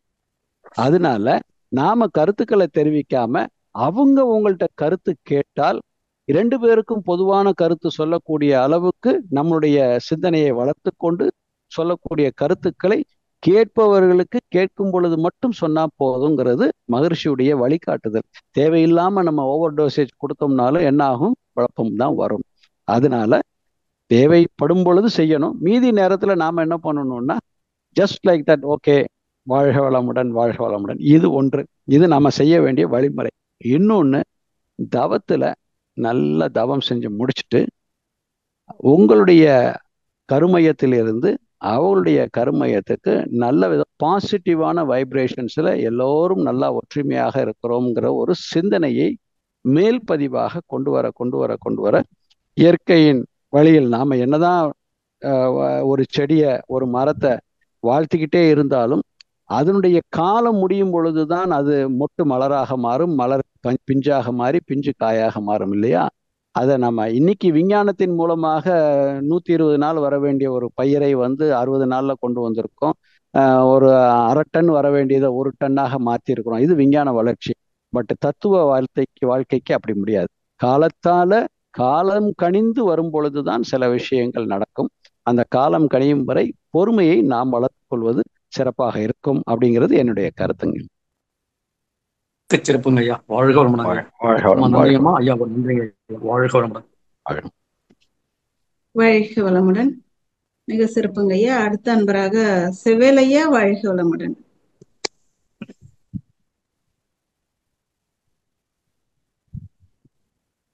செவேலையா, வாழ்க வளமுடன்.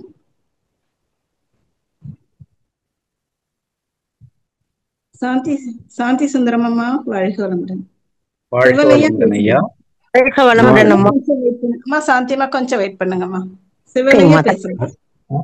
ரொம்ப நன்றி அம்மா. வாழ்க வளமுடன் ஐயா. ரொம்ப ஒவ்வொரு ரொம்ப சிறப்பாக இருந்தது. ரொம்ப மகிழ்ச்சியா இருக்கு. நீங்க இப்ப சொன்னது பார்த்தா அந்த அகத்தை நல்லா மகிழ்ச்சியா வச்சுக்கின்னு நம்ம சொல்றீங்க, ஒரு செருப்பு போட்டா கூட பதிவுகள் எப்படி ஏற்படுதோ அதே மாரி நம்ம அந்த இரண்டொழுக்க பண்பாடு முறைதான் அந்த மகரிஷி சொன்ன கருத்து பிரகாரம் நம்ம அந்த கடைபிடிச்சா அந்த அகம் ரொம்ப மகிழ்ச்சி அடையும். எல்லாம் இல்லம் எனக்கு என்னன்னா ஐயா, நாம அந்த அளவு தவத்தை பண்டி போரி அந்த உணர முடியுது. அந்த மனம்ன்றத அவள் அந்த மகரிஷி எவ்வளவு தூரம் உணர்ந்தவரோ அந்த அகம் அந்த அளவுக்கு நல்லா மகிழ்ச்சி அடையுது. நீங்க சொல்ற ஒவ்வொரு இதுவும் நடத்தக்குள்ள. ஆனாலும் நாம போய் நம்ம சூழ்நிலையில நல்லா இருக்கும். நம்ம அன்னன்னைக்கு அகத்தாய்வு செய்யறோம். புற சூழ்நிலையில வெளியே போகக்குள்ள அதுக்கு நம்ம உள்ளுணர்வு என்ன சொல்லுது, அந்த செயல் தப்புன்னு ஒரு நிறுவனத்துல வேலை செய்யறோம். தப்புன்னு நம்ம உள்ளுணர்வு சொல்லுது. நாம விளைவிக்க முடியும், விளைவி போயின்னு நம்மள அந்த உள்ளுணர்வு எடுத்து காட்டுது. அந்த சூழ்நிலையில இருந்து நம்ம திருத்தி வர்றதுக்கு அந்த இடத்த ரொம்ப சிரமமா இருக்கு ஐயா. அத நாம சில டைம்ல என்ன பண்ணுது, அதுதான் தப்புன்னா அந்த அகத்தாய் பண்ணக்குள்ளதான் நம்ம உள்ளுணர்வு நம்ம தப்பு நம்ம செஞ்சு தப்புன்னு எடுத்து காட்டுச்சு. அந்த டைம்ல செய்யக்குள்ள அந்த பாவ செயலான்னு நம்மளுக்கு முன்கூட்டியே அறிஞ்சுக்கிற அந்த பக்குவம் இன்னும் ஏற்பட மாட்டேங்க ஐயா. அதுக்கு என்ன வழி? இல்ல, அந்த பக்குவம் பெறுவதற்கு நீங்க இன்னும் தவத்தில் உயர வேண்டும். இப்ப நீங்க செய்யக்கூடிய செயலினால், அதாவது இந்த சங்கல்பம் தான் நம்ம தவத்துல உயரணும். ரெண்டாவது, இப்ப இன்னைக்கு பொருளாதாரம் அப்படிங்கிறது வாழ்க்கையில ஒரு அவசியமான ஒன்று. வேதாத்திரி மகரிஷி அதனாலதான் ஒவ்வொரு தொழிலும் சில சமயங்கள்ல பண்ணிட்டு இருக்கும்போது சில தொழில்ல அவருடைய மனதிற்கு அது ஒரு ஒவ்வாததாக இருந்தது அப்படின்னா அது வேண்டாம் அப்படிங்கிற ஒரு முடிவுக்கு அவர் வந்தார். அவர் ஞானி. ஆனா நம்ம ஒரு சராசரியான மனிதன் வாழும்போது தொழில்ல செய்யறோம், இல்ல ஒரு இடத்துல வேலை செய்யறோம் அப்படின்னா என் மனதிற்கு அந்த இடம் அதாவது மேட்ச் ஆகலை அப்படின்னா நாம ஒரு ஆல்டர்னேட் போறது தான் பெஸ்ட். நம்பர் 1. நம்பர் 2, தவத்துல நீங்க சங்கல்பம் பண்ணிக்கங்க, அவ்வளவுதான். யாரால நமக்கு துன்பம் ஏற்படக்கூடாதுன்னு நினைக்கிறீங்களோ அவர்களால எனக்கு நன்மையே ஏற்படுகிறது என்ற ஒரு சங்கல்பத்தை பண்ணினீங்கன்னா இங்க இருக்கக்கூடிய இடத்துலயே கூட உங்களுக்கு ஒரு இடமாற்றமோ இல்ல வேலை வாய்ப்பு மாற்றமோ அல்லது அதாவது பொறுப்புகள் மாற்றமோ ஏற்பட்டு உங்களுக்கு அந்த ஒரு வாய்ப்பை மாற்றி கொடுப்பதற்கு ஒரு வழி கிடைக்கும், கண்டிப்பாக கிடைக்கும். சங்கல்பம் தான்.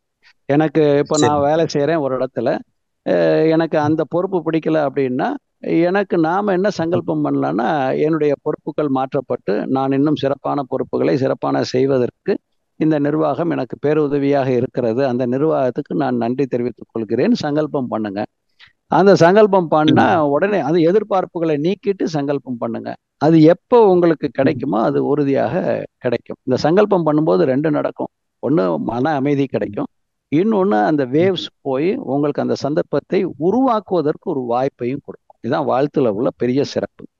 ஃபர்ஸ்ட் வாழ்த்தும் பயணம்ல நமக்கு வந்து வாழ்த்த வாழ்த்த வாழ்த்த மன அமைதி கிடைக்கும். இந்த வாழ்த்து அலையாக சென்று எதற்காக நம்ம வாழ்த்தும், அதனாலதான் சொல்றது எதிர்பார்ப்புகள் இல்லாத வாழ்த்துகளாக இருக்க வேண்டும். அப்ப அது அந்த அலை அங்க போய் உங்களுடைய எப்ப மாற்றம் உங்களுக்கு தேவையோ அது இறைநிலைக்கு தெரியும். அந்த இறைநிலை அந்த காலம் வர்ற வரைக்கும் காத்திருந்து உங்களுக்கு அந்த மாற்றத்தை கொடுப்பதற்குண்டான சூழ்நிலையை உருவாக்கி தரும். உங்களுக்கு தாராளமாக மாறுவதற்குண்டான வாய்ப்புகள் உண்டு. வாழ்க வளமுடன். ஐயா, அதே மாதிரி ஐயா, அந்த வாழ்த்துக்கள் அலையில் வந்து எல்லாரும் அதிக பேர் விரும்பப்படுறத அந்த இறையாற்றல் நிறைவேற்றுது ஐயா.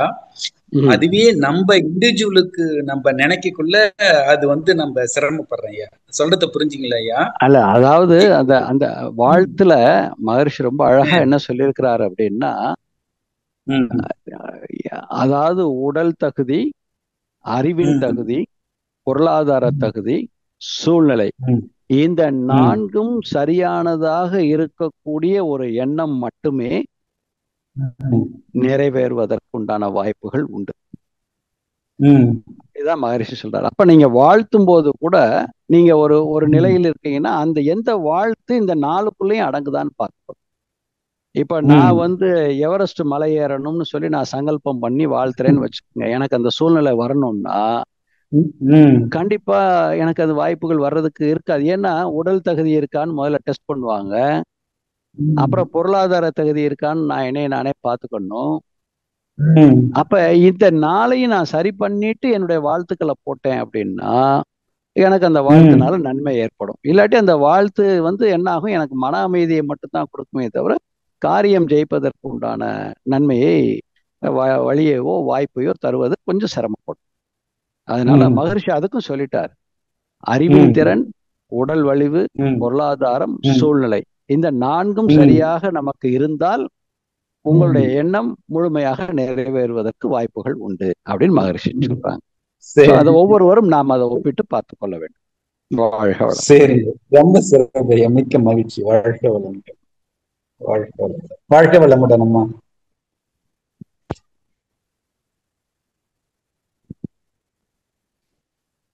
வாழ்க வளமுடன் ஐயா. அம்மா வாய்ப்புக்கு நன்றி லில்லிமா. வாழ்க வளமுடன்மா. வாழ்க வளமுடன் ஐயா. டைம் ஆயிடுச்சுங்க, நான் ஷார்ட்டா என்னுடைய அனுபவத்தை சொல்லிடுறேங்க. என்னுடைய என் கணவர் கூட பிறந்தவங்க மொத்தம் 9 பேருங்க. நான் மூத்த மருமகள். எல்லாம் அவரு மிலிட்ரி, அதான் ஏர்ஃபோர்ஸ்காரவங்க. நான் வீட்டுல நல்லா சமைச்சு கொடுப்பேன், சாப்பிட்டோம், எல்லாம் நல்லா இருந்தோம். ஒரு கடைசி நாத்தனார் 7வது பிறந்த பொண்ணு. அந்த பொண்ணுக்கு கல்யாணம், அவங்க பையனுக்கு கல்யாணம் ஆகி மருமக வந்த உடனே அந்த மருமக சரியாவே சாப்பாடு கூட போட மாட்டேங்குதுன்னு என்கிட்ட போன்ல கேட்கும் போது நான் சொன்னேன், ஏப்பா அன்னைக்கெல்லாம் நீங்க அந்த காலத்துல நீங்க எல்லாரும் வருவீங்க, அண்ணி உங்களுக்கு சாப்பாடு சோறுலாம் கொடுக்கலையா, ஏன் இந்த பொண்ணு இப்படி செய்யுதுன்னு இயல்பாக தான் நான் பேசுறேன். மணமலைக்கலைக்கு வந்து ஒரு 15 வருஷங்கள் கழிச்சுதான் இந்த பேச்சே நடக்குது. இந்த இயல்பான செய்தியை அந்த பொண்ணு மனசுக்குள்ள எப்படி எடுத்துக்கிடுச்சுன்னா, நாங்க என்ன பிச்சை எடுத்தோமா, நீங்க எங்களுக்கு சோறு போட்டீங்களாங்கிற மாதிரி மனதுக்குள்ளேயே வைத்து வைத்து வைத்து வைத்து அது வஞ்சமாக மாறி ஹார்ட் அட்டாக் வர்ற அளவுக்கு ஆயிப்போச்சு. எனக்கு இது தெரியாது. திடீர்னு டக்குன்னு வீட்டுக்கு வந்த உடனே, அண்ணி நீங்க இந்த வார்த்தையை கேட்டிருக்க கூடாது, உங்களை கேட்டாதான் எனக்கு மனசு ஆறும்னு வந்தேன் அப்படின்னு சொன்ன உடனே ஒரு செகண்ட் தாங்க யோசிச்சேன். யோசிச்சுட்டு 2 கைகளையும், அந்த பொண்ணோட 2 கையையும் பிடிச்சு, அம்மா நான் சொன்ன வார்த்தை உனக்கு தவறாக தெரிஞ்சிருச்சு, உனக்கு மனசு கஷ்டப்பட்டுருச்சுன்னா இதை கால்களாக நினைத்து என்னை மன்னித்து விடு, நான் அப்படி சொல்லிருக்க கூடாதுதான் அப்படின்னு சொல்லி நான் மன்னிப்பு கேட்டுட்டு நான் விட்டுட்டேங்க. அதன் பிறகு பாத்தீங்கன்னா அந்த பொண்ணு நைட் என் கூட தான் தங்கி இருந்துச்சு, மறுநாள் காலைல போயிடுச்சு. ஆனா எல்லாரும் சொல்றாங்க, நீங்க செய்யாத தப்புக்கே நீ மன்னிப்பு கேட்டீங்க அப்படின்னாங்க, உங்களுக்கு பேச தெரியல. நான் அப்படி ஆனா என் மருமக என்ன சொல்றான்னா, அத்தை சொன்னது கரெக்ட் தானே, நம்ம எல்லாரும் குடும்பமா வருவோம், அத்தை தானே நமக்கு சமைச்சு போடுவாங்க, சாந்தியத்தை இல்லாட்டி நமக்கு யாரு சோறு போட்டிருப்பா? சின்ன மாமா வீட்டுக்குலாம் நம்ம போனோமா? அப்ப அத்தை உண்மையதானே சொன்னாங்க, நீங்க ஏன் சித்தி கோவிக்கிறீங்க அப்படின்னு அவங்க சித்தியவே கேட்கும் போது அவங்க சித்தி சொல்லுது, ஏய் உனக்காக சேர்ந்துதானே நானும் அண்ணிட்ட கேட்கிறேன் அப்படின்னு அந்த பொண்ணு சொல்லுது. சோ ஏற்றுக்கொள்ளக்கூடிய மனப்பக்குமே வரல. ஆனால் நீங்க சொல்லுவது போல காலம் கடிந்தது, வாழ்த்தி கொண்டே இருந்தேன். இப்ப ஏன் நீங்க சரியாவே பேச மாட்டேங்கிறீங்க, உங்களை குரலை கேட்டா எனக்கு மனசு சந்தோஷமா இருக்குங்கிற மாதிரி நிலைமைக்கு மாறிடுச்சுங்கய்யா. அதுதான் உண்மை, அதுதான் உண்மை. அதாங்க, வேற ஒண்ணும் இல்ல. நீங்க ரொம்ப இன்னைக்கு நன்றி. சொன்ன அந்த பதிவுல இருந்து நான் எல்லாருமே இப்ப நல்ல சுமூகமா இருக்காங்க. அதாவது அண்டாமல் அணுகாமல் அவங்க கவனிச்சுக்கிட்டு நம்ம வாழ்த்திக்கிட்டே இருக்கிறோம், அவ்வளவுதான். அதுதான் தேவை. இதுதான் நீங்க உண்மையே குருவுக்கு செய்திருக்கக்கூடிய பெரிய காணிக்கை, குருவுக்கு கொடுக்கக்கூடிய பெரிய அன்பளிப்பும் பரிசும் இதுதான். அழகா செஞ்சிருக்கீங்க. சொல்லிட்டாங்களேங்க என்னைய. அதெல்லாம் கண்டுக்கவே கூடாதும்மா.